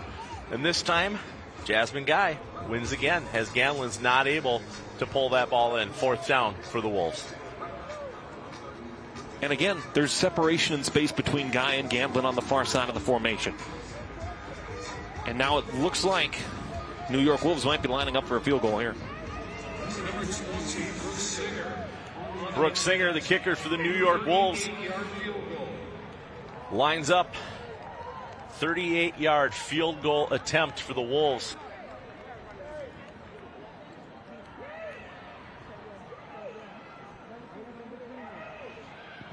Flag on the play. Kick is going to be short, so we're going to need to see what the flag is here. Looks like it's going to be on New York. The line judge came over to the OKC side of the field, and it appears as though he's signaling that it will be against New York Wolves, but the Wolves have not left the field. Illegal formation, kicking team. That penalty is declined. The result of play is an incomplete field goal attempt. 1st down, Oklahoma. Great choice by the coaching staff of the OKC Lady Force. Don't give New York another opportunity to kick the ball. Don't give them an opportunity to pass the ball or run the ball. Get Mulligan and the rest of the offense off the field. Allow Jeffries and your offense to come back onto the field. 1st and 10 for the Lady Force with 11:02 remaining here in the 3rd quarter. Women's Football Alliance Division II National Championship game from Tom Benson Stadium in Canton, Ohio with Alex Westhead and Lois Cook. I'm Brian Sweeney. We thank you for tuning in to this game that's been a defensive juggernaut so far, Alex. Well, that's exactly what it's been. Neither defense certainly is showing any signs of slowing down, and it might be the next team that scores wins. Jeffries takes the snap, hands it off to Sweet. Sweet gets maybe a yard on that, and we've talked about it often already throughout the game today. OKC, with their run-heavy offense is not able to get anything done. They need to flip the page in that playbook. Well, it's well past time to try something different because it's just not working anymore for what you're trying to do in terms of moving the football. Yes, you were the league's leading rusher this season, but your passing game was 9th. It's time to start trying something different. Ball's up in the air. Pass intended that time. Chelsea Taylor, the intended receiver. Taylor looks like she just spread her arms out like she didn't want to catch it. I don't know if she felt she was ineligible or what it might have been, but in my opinion, she had an opportunity to catch that ball. Well, certainly there was the opportunity at least to make the adjustment, come back to the football. I mean, that's what's coached in offenses all across the country, is that if the ball is thrown your way and you need to come back to the football, plain simple, just come back to the football, make the catch. 3rd down and 9. Desiree Jeffries awaits the snap. She's got 2 backs in the field with her. Right away, it's a pitch. Pitches to Elizabeth Jones. Jones gets, no, correction, not Jones. That's Sweet once again. Reyes on the stop. Another name for the New York Wolves defense that we've been saying a lot tonight. Reyes is having as good of a game for the Wolves as Keonis has been having for the Lady Force. Again, this time the pitch works well, but New York is right there. And who else but a player that's been on the ball all night long, Kayla Russell, right where she needs to be to make that tackle. Outlaw back deep for the Wolves to receive the punt. I mean, if you can call deep on your offensive side of the field. Bad snap, punt is up. Very short punt. This time it's going to take a New York roll. The ball's recovered by number 22. That's Justin McSwain for the OKC Lady Force. So New York Wolves up 7-0 in the Division II National Championship game. 9:17 remaining in the third quarter. Mulligan's going to come back out as quarterback. They really didn't lose anything by giving the ball to OKC for that possession. They're pretty much where they ended when they went for that field goal attempt. No, and for two teams, oftentimes when you get to these championship games where you see two teams where one is number one in defense, the other is number two, normally you see there's an edge one way or the other. Right now, there hasn't been an edge. That one New York drive for Ayala to sneak the ball in for a touchdown, that has been the difference. Mulligan hands the ball off right away to Moses. Moses up the middle. Picks up about 3 yards on the play. Is going to bring up second down. You talk about how they're number 1 and 2 in defense on the season. There was really only 1/10 of a point difference in points allowed this year, with the Lady Force averaging allowance of 6.7 points per game. The New York Wolves average allowance is 6.8. The most OKC allowed all season, 12. They did it twice. New York, on the other side of things, the most they allowed was 26 to Baltimore their last time out. And, of course, that game against Baltimore was a comeback that they needed to do to win that game. This time the ball is overthrown to Gina Capardi. And we do have an injury on the field.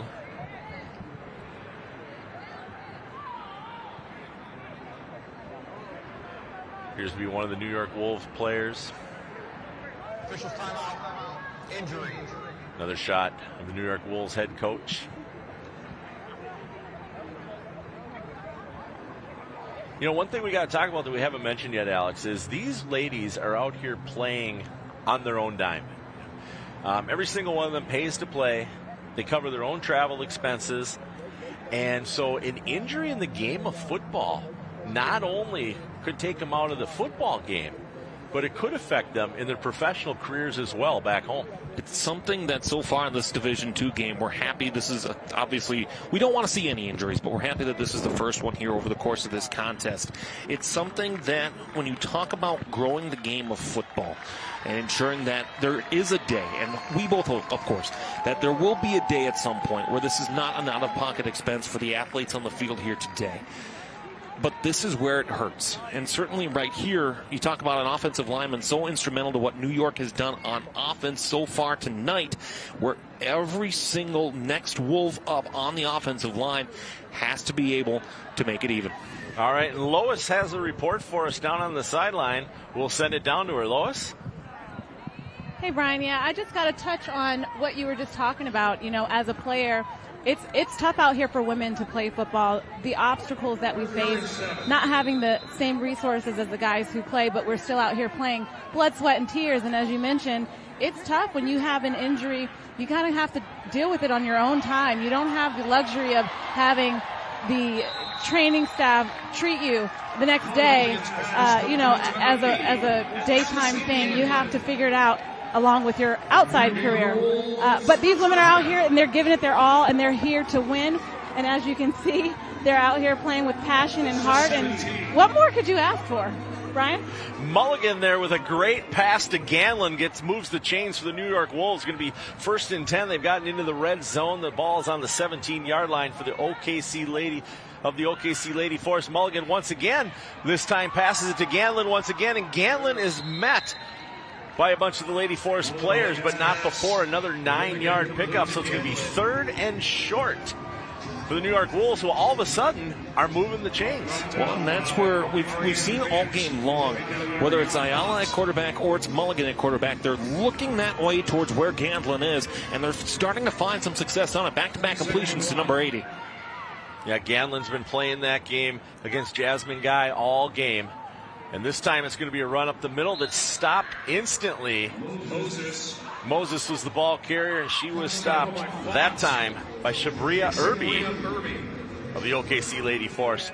Loss on the play, 3rd down, 3 to go. Now, Irby, not a name that we've said a lot tonight here in Canton, Ohio, but 5th in OKC on tackles this season.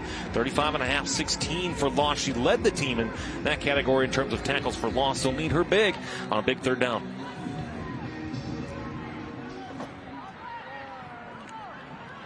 Mulligan runs over between plays, gets the play from her coaching staff, comes back over to the center of the field, shares it with her team, drops back.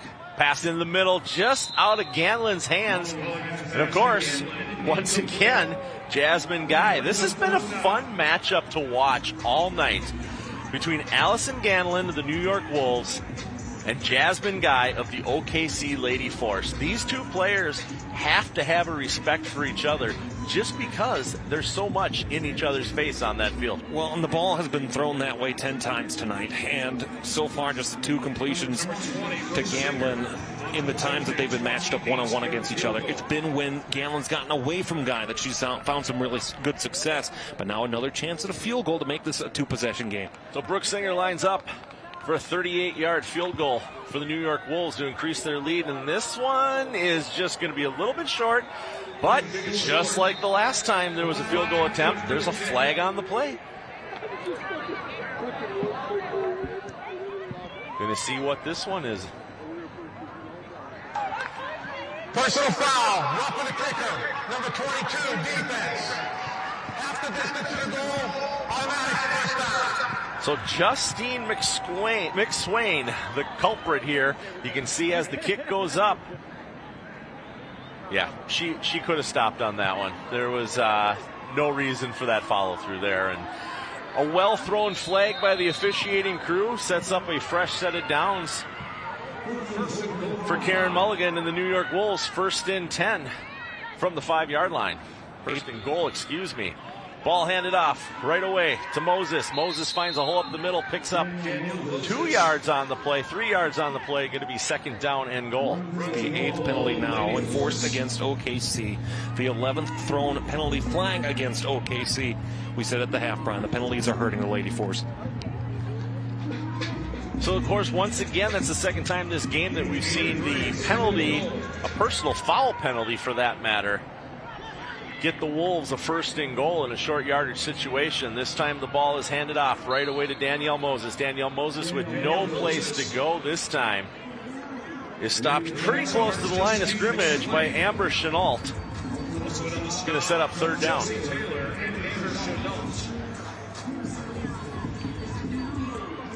Well, they went goal to goal on a quarterback sneak on a 3rd down. The only only scoring drive of this game so far. You may see them go to that again here on the quarterback sneak with Mulligan, just to try to get yourself closer, because again, you talk about field goal range being something that you're considering. With goal to go, I don't think you're considering a field goal here at all.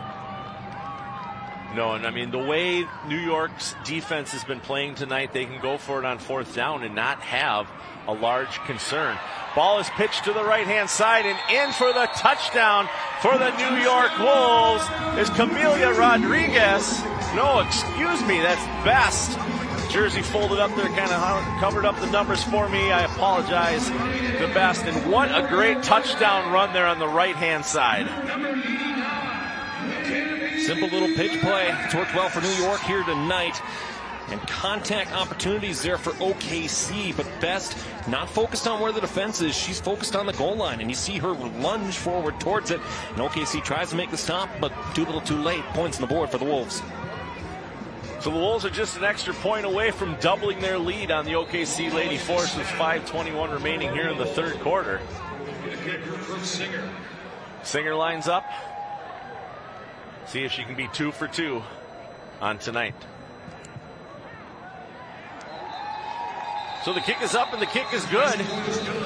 There is a flag on the play.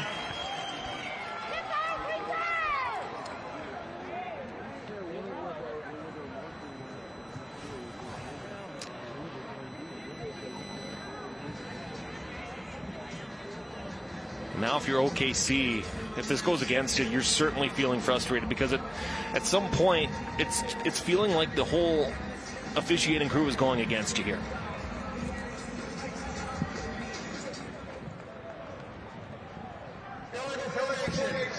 Five players in the backfield. Kicking team. 5-yard penalty. Free kick. All right, so this time it goes in favor of the Lady Force. As an illegal formation by the New York Wolves will back them up 5 yards, and Singer's going to have to take a second attempt at being 2 for 2 on the point afters this evening. And the 3rd enforced penalty of the night against New York Wolves. That 8-3 margin has been quite notable. And it goes without saying that those 2 personal fouls against the Lady Force have set up the 2 touchdowns for the Wolves. So Singer lines up for her second attempt at this point after. First one was good, but the flag nullified it. This time the kick is up, and it's good. And with that, Singer doubles the New York Wolves lead. Now 14-0 over the OKC Lady Force with 5:21 remaining in the Women's Football Alliance Division II National Championship game here live from Tom Benson Hall of Fame Stadium at the Pro Football Hall of Fame in Canton, Ohio, with Lois Cook, Alex Westhead. I'm Brian Sweeney. And Alex, New York is doing what they need to do in this game. They're just methodically going down the field, waiting for OKC to make a crucial error, and then taking that error and turning it into points. So the New York Wolves scoring drive, Brian, 9 plays, 39 yards, 3 minutes 56 seconds off the clock, and both scoring drives, you said it yourself, Brian, it's been a OKC mistake that has allowed a drive to extend and has turned into the points that the New York Wolves have put on the board. This time, Cammie Best, her 3rd touchdown on the season.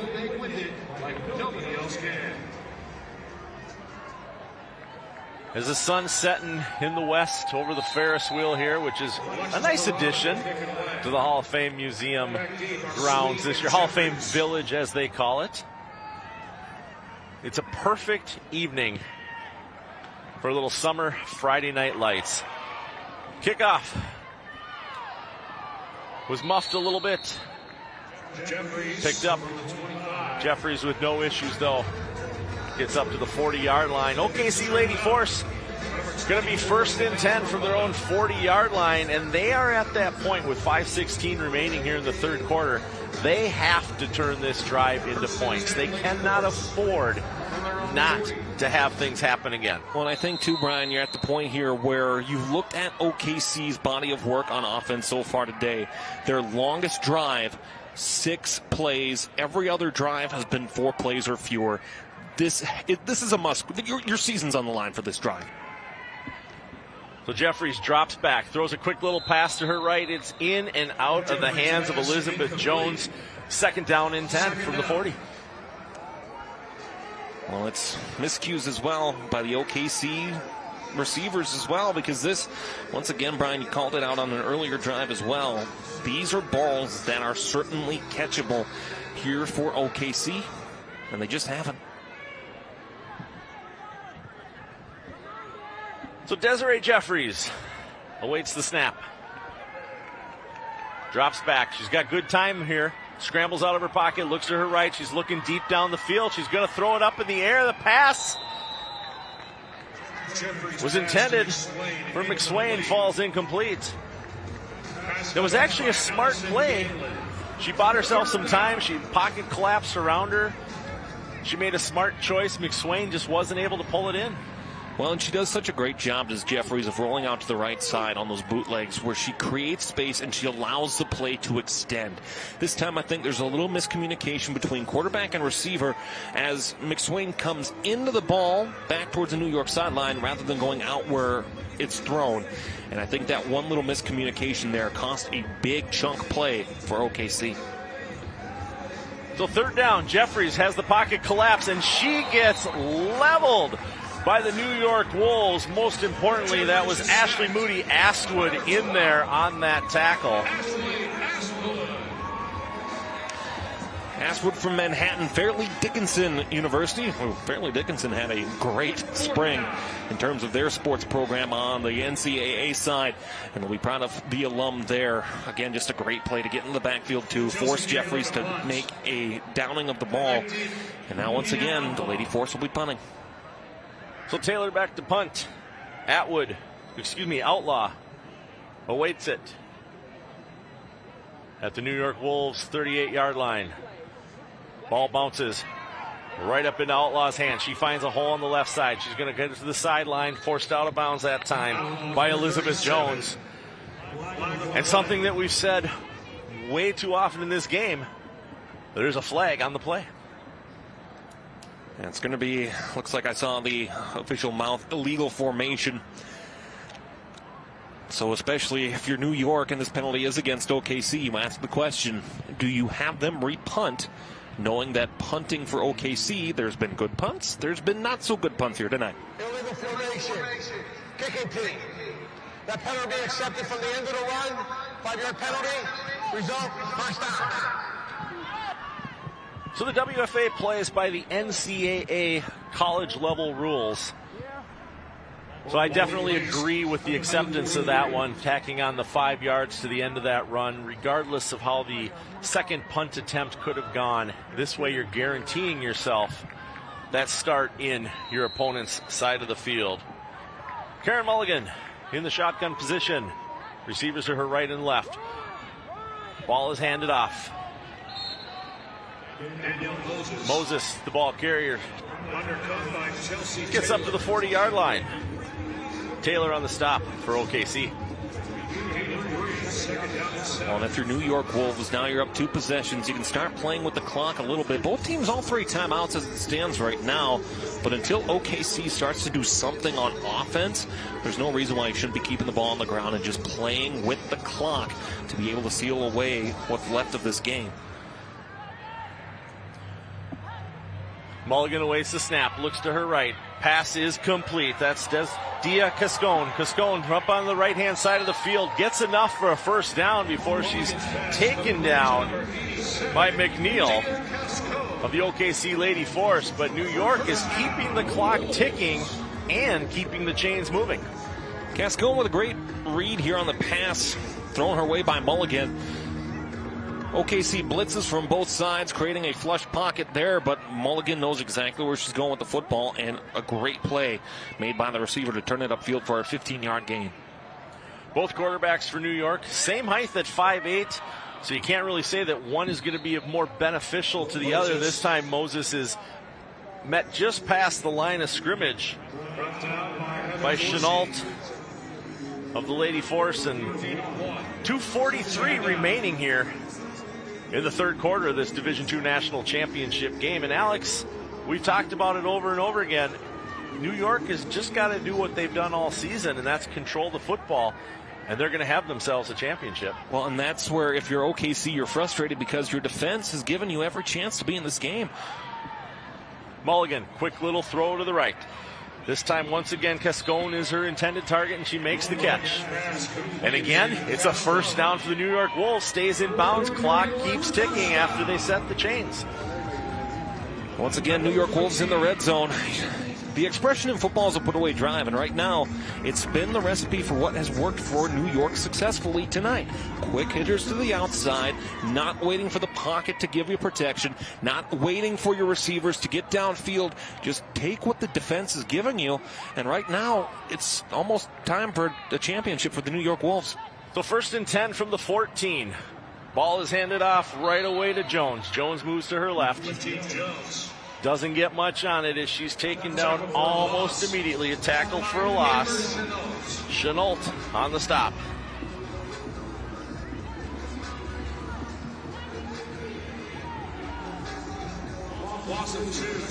We've seen it a couple of times tonight, Brian, where the one turnover that was forced by the OKC defense was done off of a not giving up kind of play. And I think if you're OKC right now, you have to sell out to force the turnover to give yourself some momentum, because there was little for OKC at the end of the second quarter, but now it's all back in New York's hands. Mulligan's pass up over the arms of Gina Capardi would have been a beautiful touchdown. Jasmine Guy in on the coverage for OKC. It's reminiscent of the touchdown pass from Mulligan in the Baltimore contest to her receiver, Gamlin, where that's that beautiful back shoulder teardrop fade that just unfortunately for New York falls incomplete. But Capardi, once again, we talked at the halftime about teams that have the ability to go up and do well. Right now, New York Wolves look like they're ready for that jump. And they're not having to be fancy doing it. This time the pass is complete once again to Ganlin. Ganlin gets stopped on the left-hand side of the field. She escapes the tackle and is finally taken down by Quiones. If it wasn't for Quiones there, Ganlin had already escaped one tackle, and she was ready to add more yardage to that play. Well, it's kind of a busted play as well on the defensive side. If your secondary corner on the near side of the field is the one that comes over to make the play. Great screen set up there that time by Capardi throwing the block, and then it's just Ganlin turning up the legs and trying to keep the ball in play before all of a sudden that 6th or 7th OKC Lady Force gets to her. Well, the 4th down pass is complete to Allison Ganlin. And that is what she's been waiting for. We have been waiting to see that pass go, and Mulligan finds Ganlin running across the middle for a beautiful touchdown pass. And just like that, New York Wolves up 20-0 over the OKC Lady Force with 24 seconds remaining here in the third quarter. Simple slant. Double slants from the left side, cuts across the formation there. And on that man-to-man coverage that OKC is throwing, that little separation there by Ganlin working around Guy, where that battle started to turn Ganlin's way, turns into 6 points. And the point after attempt is good. Hilsinger is a perfect 3 for 3 on her extra point attempts. 24 seconds remaining here in the third quarter. New York Wolves are up over the OKC Lady Force by a score of 21-0. Allison Ganlin, the 5'5" wide receiver from Staten Island, one of the 5 boroughs of New York City. The New York Drive summary, 8 plays, 43 yards, 3:44 off the clock. And we talked, Brian, about how we were going to ask the question of who should be starting quarterback, Ayala or Mulligan. The answer again, right now, seems to be Mulligan.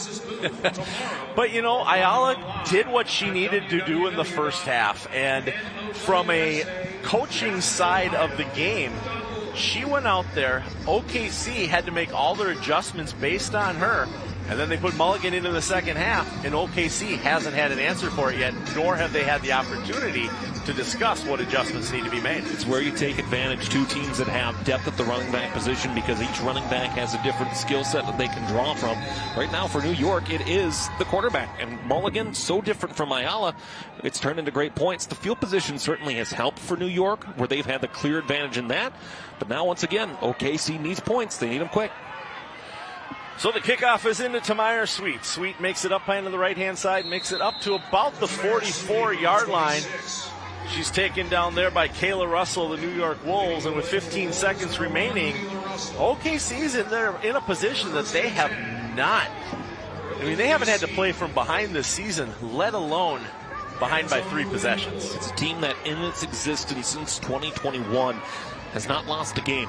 And at this point, to be here realistically with 3 quarters of play already done and you're still having that 0 on the scoreboard, this is not what OKC expected as well. Their lowest point output so far this season, June 3rd against Austin, 14.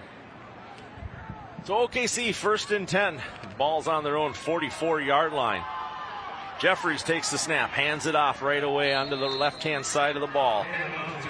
Singleton Mott is the ball carrier. Picks up about 6 yards on the play.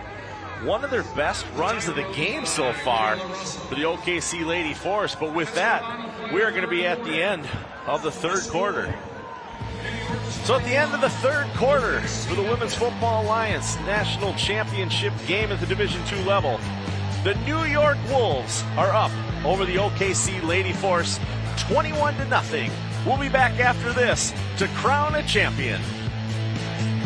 Here's your parachute. Packed it myself. Certain it's okay? Mm-hmm. Are you for imprint certain? Certainty matters, like the certainty of congratulating coworkers or saying thank you for being a customer with promotional products from 4imprint. Our expert team is dedicated to making your satisfaction a certainty. Packed it myself. Land the perfect products at 4imprint.com. 4imprint, for certain. Hello, I'm Franco Harris, and I can't stress enough about the importance of hydration. And a great way to stay hydrated is with Aid Nation. Aid Nation provides electrolyte vitamins and minerals that rapidly absorb into your body to keep you hydrated.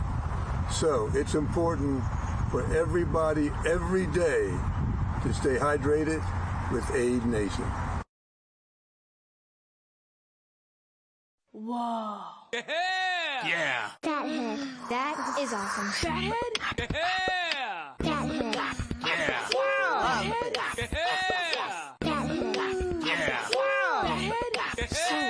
That's a fun head. Oh, yeah. That is so That's a fun head. Yeah. Wow. That is so That's a fun head. Yeah. Wow. That is so Love it. Yeah. Wow. The Hall of Fame Village is the place for all your entertainment needs. A destination to eat, shop, play, and stay. We have it all. Make your plans to visit and be a part of the excitement in Canton, Ohio. Visit HOFvillage.com today. Canton, Ohio, birthplace of the NFL, welcomes fans from all over the world. Relive history in our Pro Football Hall of Fame. Or explore Tom Benson Hall of Fame Stadium, host of the annual Pro Football Hall of Fame enshrinement ceremony. Visit Canton, Ohio, a Hall of Fame city. It's the Women's Football Alliance National Championship presented by Aid Nation, the official sports drink of the Women's Football Alliance. We have entered the 4th quarter of the Division II National Championship game, and currently the New York Wolves are up over the OKC Lady Force 21-0.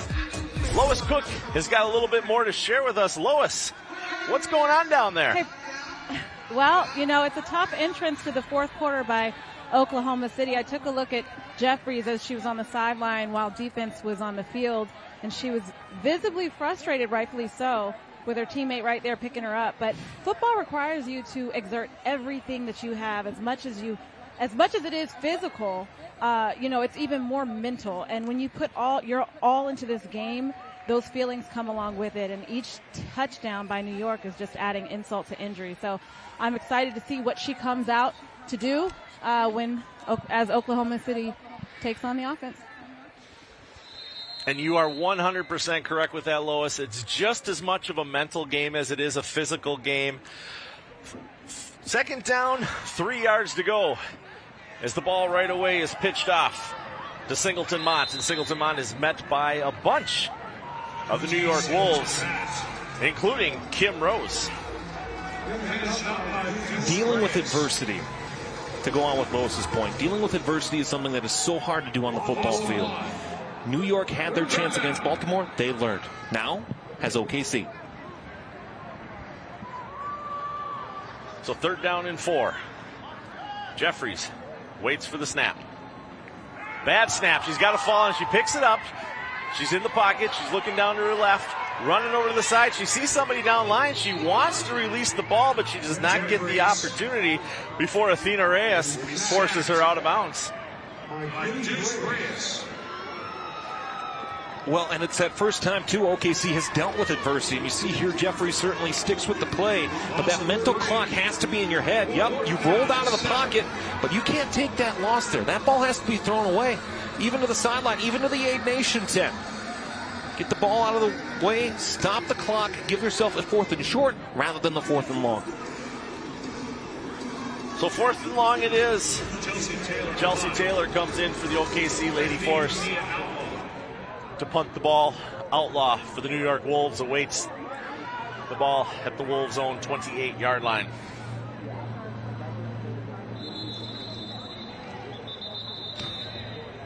And it looks like we're going to have a delay of game on OKC.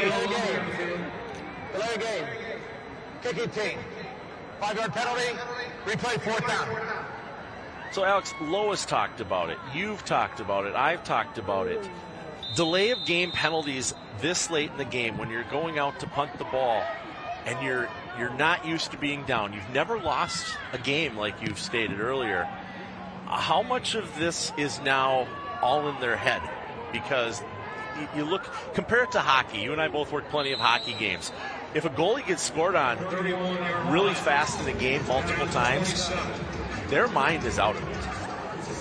Are the OKC players' minds starting to check out, or do you think they still have enough to pull something together here in the 4th quarter? I think right now the number one thing that's working against OKC is mental. It's all mental right now, because this is a unfamiliar territory. It's an unfamiliar position. And we talked about coming into the game, Brian, OKC the most penalized team in Division II. Well, right now, 9 penalties that have been enforced and 13 total flags against you. It's all mental, and OKC has been really struggling here in this contest, and it's heartbreaking to see in this big championship game. So Karen Mulligan in at quarterback still for the Wolves. Looks to her right, releases the ball right away. That's Gina Capardi with the reception for loss. Going to bring up 2nd down.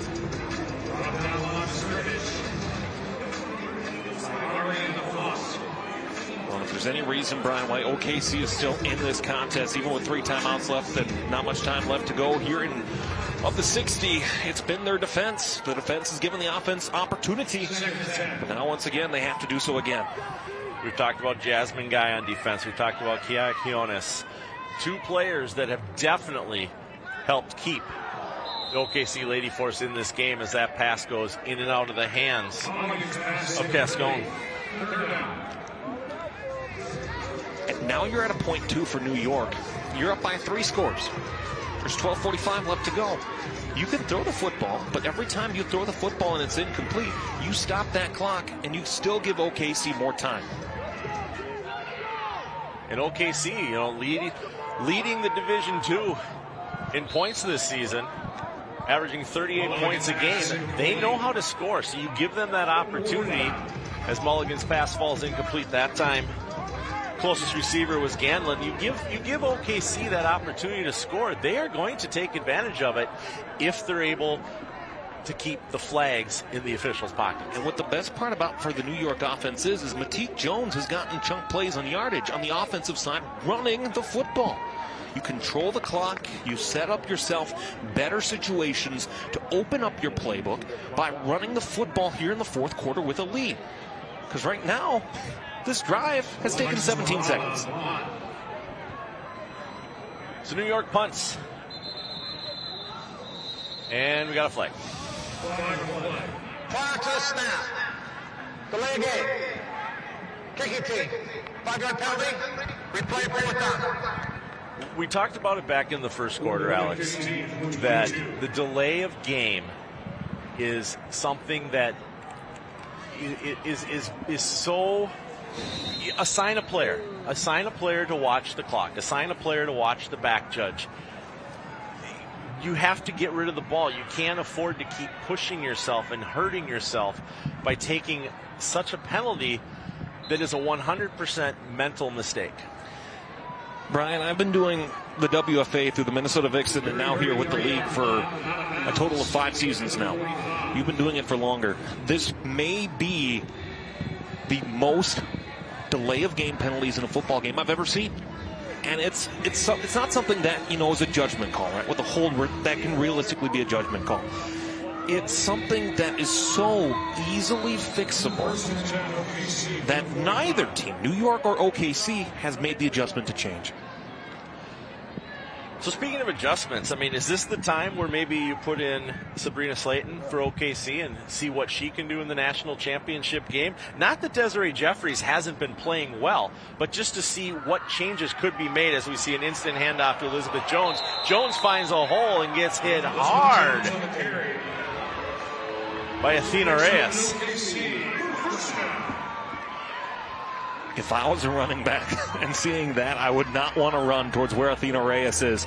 This is the biggest play for Jones in the entire contest. She runs right up the middle, but then you talk about going low and wrapping up. Great defensive tackling by Reyes. Jones again, the ball carrier, finds another hole. This time it's on the left-hand side. Picks up another 5 yards, 4 yards on that play.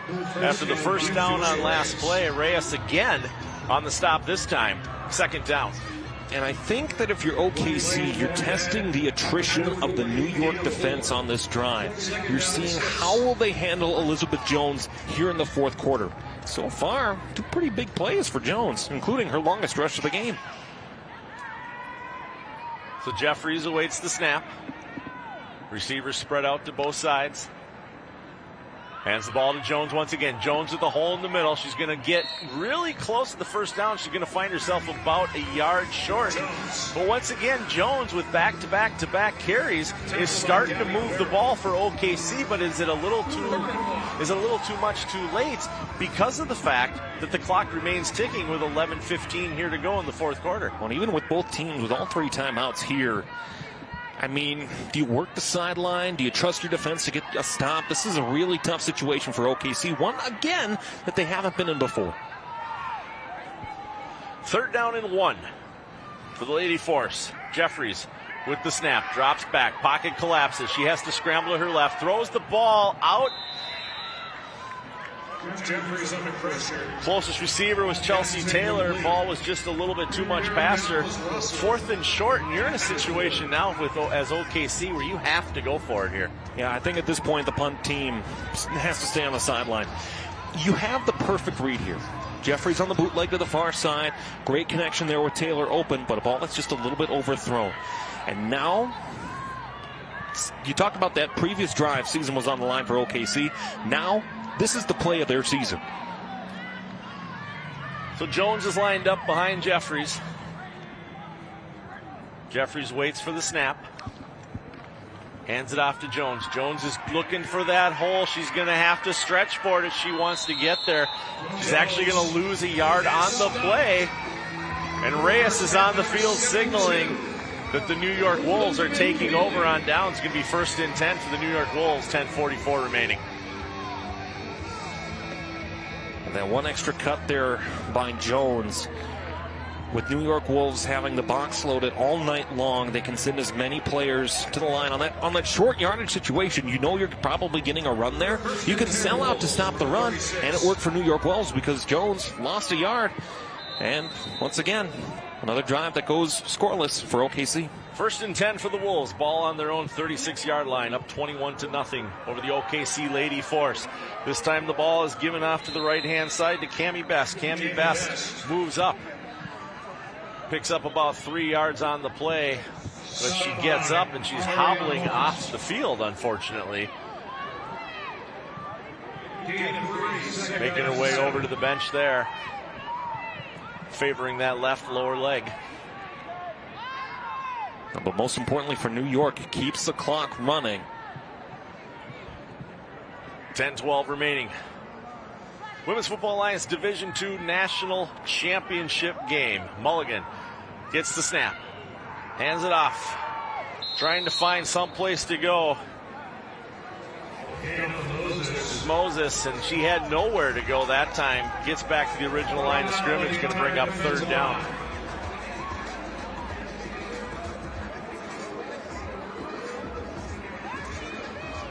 Clock keeps running here for New York.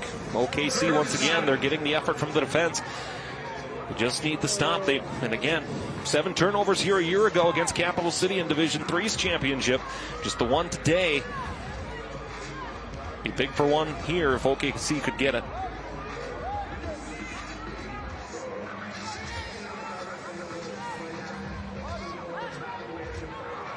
Mulligan takes a snap as she gets hit in the backfield. Pass is completed. Fogarty picks up a first down for the New York Wolves. On a gritty effort by Stephanie Fogarty as well. The Penn State University Nittany Lion. And she almost goes full Scorpion on this here. Great pass by Mulligan. And puts it low enough to the point where only her receiver can get to it here. And good job by Fogarty turning up the field. Clock continues to run. 8:50 remaining in the Division II National Championship game. Mulligan waits for the snap. Snap comes up. She hands it off right away to Moses. Moses met at the line of scrimmage after gaining about a yard. Daniel Moses. Bunch of the OKC Lady Force in on that stop, including Sade Roberts.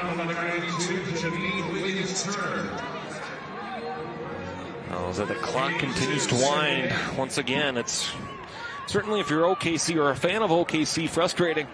Because once again, your defense is giving you a chance to win this game. But the offense just hasn't been able to respond with the points that it needs to be able to be victorious.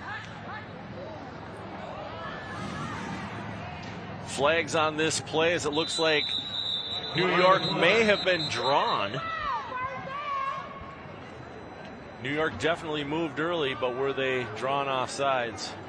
Wait to see what our official says. Offside. Defense.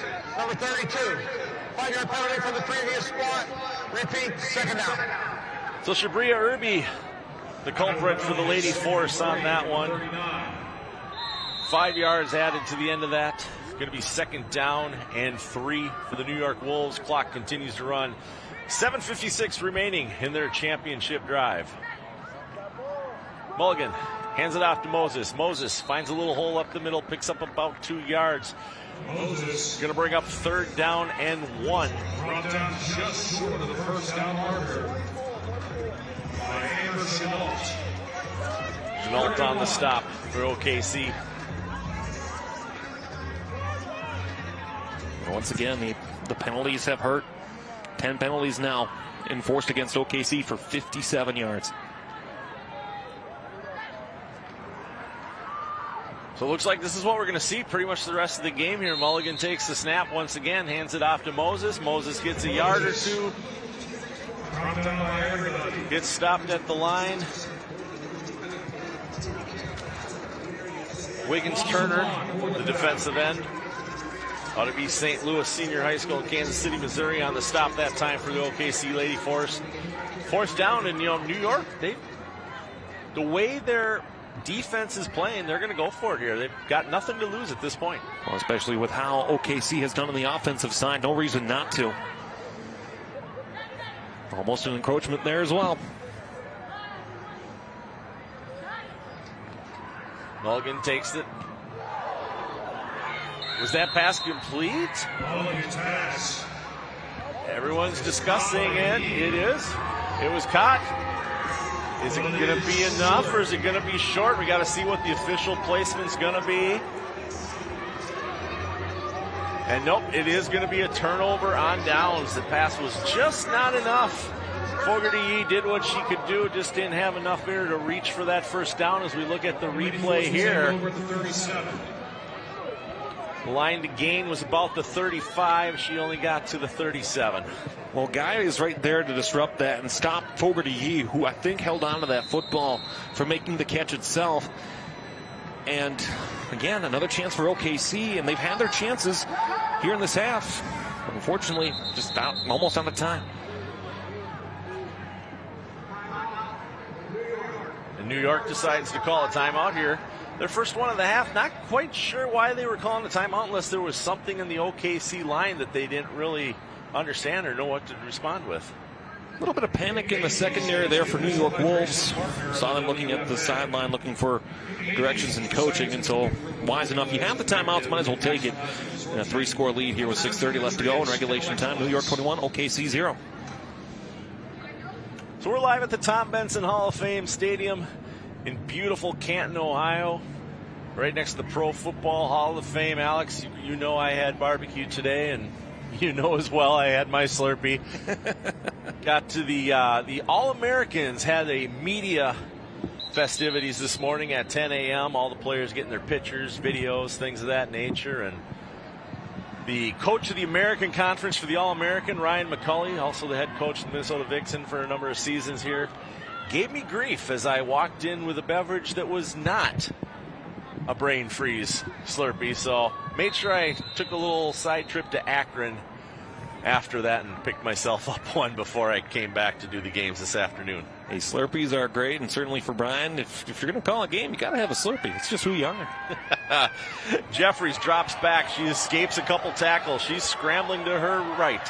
She's looking. She wants someplace. She's going to have to tuck the ball and run for it. She's going to get some yardage before she's finally pulled down out of bounds by Moody Astwood. But it looks like it might be enough. She picked up a first down for the Lady Force. Well, she gets good protection here on the play to set this up and roll out to the far side to be able to extend this a lot further than perhaps it should have. You see this pocket collapses and Jeffries has to roll out to the far side, but it's that pivotal block right there thrown by Chelsea Duro that allows her to be able to get space to the right side and then just carry it up the field herself for the longest rushing play of the game for OKC. So Jeffries waits the snap. Takes it, falls in the backfield, and she is down by NCAA rules. Doesn't even have to be touched according to the rules that we play by here. So because she tripped on her own feet, it's a loss. So it's going to be second down back at the 40-yard line, 18 yards to go for the OKC. And what makes it even worse, the clock continues to tick with 5:27 remaining here in the game. Well, football is a game that can give you a lot, but it can also take a lot from you. Where it was a great play by Jeffries on the 1st and 10 to give them another fresh set of downs. But then the big loss there sets up 2nd and long. One thing I've noticed in the last few minutes here is throughout most of the game, the New York Wolves coaching staff was up on, there's like a stage across from us here at Tom Benson Stadium, and they were watching a lot of the game from up there, doing their huddles of information up there. Jeffries trying to get back up to the original line of scrimmage here. Going to be about a yard short, but she was tackled in bounds, so the clock's going to continue to run. But what I was saying is, now that the game's almost over, we got 4:42 remaining in the game, that coaching staff has all come down and they're on the sideline because they're already tasting, as many Wolves do, a championship. There is an advantage to being up high and being able to see the entirety of what's going on. New York used that to their advantage, of course, being on the far side of the field. They have every right to be able to do so. So it's 3rd down, 11 yards to go, 4:15 remaining as Jeffries drops back, looks for a pass, and it's in and out of the hands. This time intended for Shingleton, not Mott, excuse me. Ball's incomplete. It's going to bring up 4th down, and OKC has no choice but to go for it here. Again, it can't be the likes of Jeffries here. We haven't seen a real big hitter, certainly on the passing game for OKC. If not any other time, it's got to be now. Snap is up. Jeffries drops back. She's got open receivers deep downfield. The ball is thrown up in the air. Great coverage by Nandi Brown of the New York Wolves on a pass that was intended for Justine McSwain. Options there certainly for Jeffries. Again, that bootleg she does so well. She puts a pretty good ball up in the air, but again, great coverage by Brown to get there interrupted. There were receivers open, but way too far down the field for Jeffries' range to be able to get them there. And so as a result, another turnover on downs in New York, New York. Karen Mulligan, quarterback. The New York Wolves 1st and 10 from the OKC 47-yard lines. Take the snap. Hands it off right away to Moses. Gets back to the original line of scrimmage. But if you're New York, that's all you really need to do right now. With under 4 minutes remaining in this Division II National Championship game, is you just need to hand it off, let the clock go, watch your play clock in the end zone so you don't get the delay of game, and just, the seconds tick away till you earn that ring. Well, that's just it. I mean, at this point, OKC can take the timeout, but, at what point do you? Your defense was there, just the offense wasn't there. But here's a big... Moses pops up the ball. Looks like it's going to be covered by OKC. Yes, it is recovered by OKC. That recovery is by Diana McNeil. Diana McNeil gives OKC something to play for here with 3:24 remaining. Second turnover of the day taken by OKC. Great job. Perfect helmet on ball by Chelsea Taylor.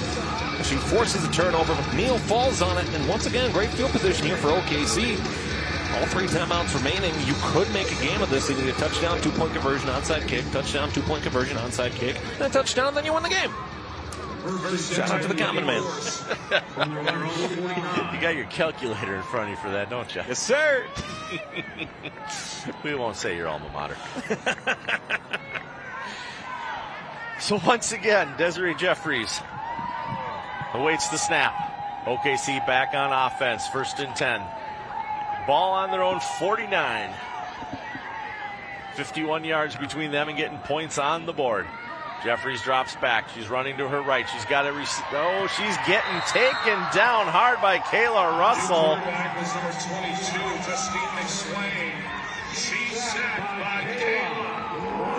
And a game of her life, Kayla Russell. As they made the switch, Justine McSwain came into the play, quarterback here. She rolls out once again, looking for that bootleg. A great speed by Russell. The pursuit finished by the Hazlitt, New Jersey native. And what a day on the football field for number 1 in blue and white.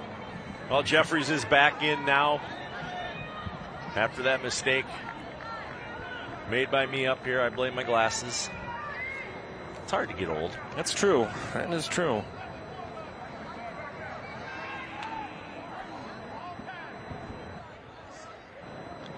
Second down and a loss. Ball handed off to Jones. Jones on the left-hand side. Meets up once again with Russell. Jones gets back to the 48. So she's almost back to the original line of scrimmage. She's about a yard short. 3rd down and 11. Ball on the 48. Clock continues to run. 2 minutes and 10 seconds remaining here in the Women's Football Alliance Division II National Championship game from the Tom Benson Hall of Fame Stadium in Canton, Ohio. With Lois Cook on the sideline, Alex Westhead on color, I'm Brian Sweeney. We thank you for tuning in tonight and watching what we originally thought was going to be an offensive shootout turn into basically a lot of penalties and miscues. Jones on the carry this time for the OKC Lady Force. Gets back up. Picks up 3 yards. It is going to bring up 4th down and 8. Well, Brian, you and I were doing a pregame lap before the Division III game around the turf field here at Tom Benson Hall of Fame Stadium. And we thought it was going to be, like you said, a high-scoring offensive shootout between 2 of the best offenses in the WFA, New York, and again, OKC. The defenses were the star of the show tonight, but OKC's defense just couldn't hold on, and the offense didn't help them out much either. And I did say when we were walking around the lap, when we were talking to people, pass is complete. This time it's complete to Tamira Sweet. Sweet steps out of bounds. 1 minute, 1 second remaining. Of course, that was 4th down, so New York's going to take over on downs with 1 minute and 1 remaining. So what I was starting to say is, I did say that it was not going to be a close game. However, I did not think it was going to be a 21-0 tilt either. I definitely thought OKC would give us something to look forward to, something. They were going to put points on the board. I will be honest with everybody listening right now. I actually had OKC picked to win this game. They proved me wrong in a big way. Well, and I think, too, it goes to show you that with the Massey ratings being what they are and all the prognostication prior to a game, until the ball's kicked off, you don't know what's going to happen. So New York Wolves are in a victory formation. Ayala back in as quarterback for the Wolves as we are under the final minute of the game, and OKC at this point just has to lick the wounds that the Wolves' teeth have put into them. Well, and for New York Wolves, the best is yet to come. In the words of one of their native sons, Tony Bennett, who passed away yesterday, it's just a decisive effort. We talked all season long, Brian. New York had a chip on their shoulder. They had something to prove. Now, championship game shutout, they've proven it. Ayala takes another knee, and that's going to do it with 40 seconds on the play clock and only 21 seconds on the game clock. The New York Wolves are going to be your official Women's Football Alliance 2023 Division II national champions with a final score of 21-0. Let's look in at the celebration.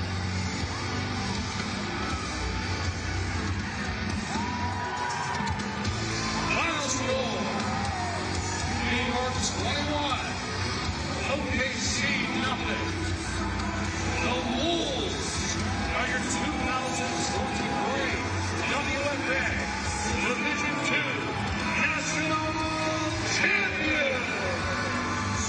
And after missing out on the playoffs a season ago for the New York Wolves, we said it all season long, they had a chip on their shoulder.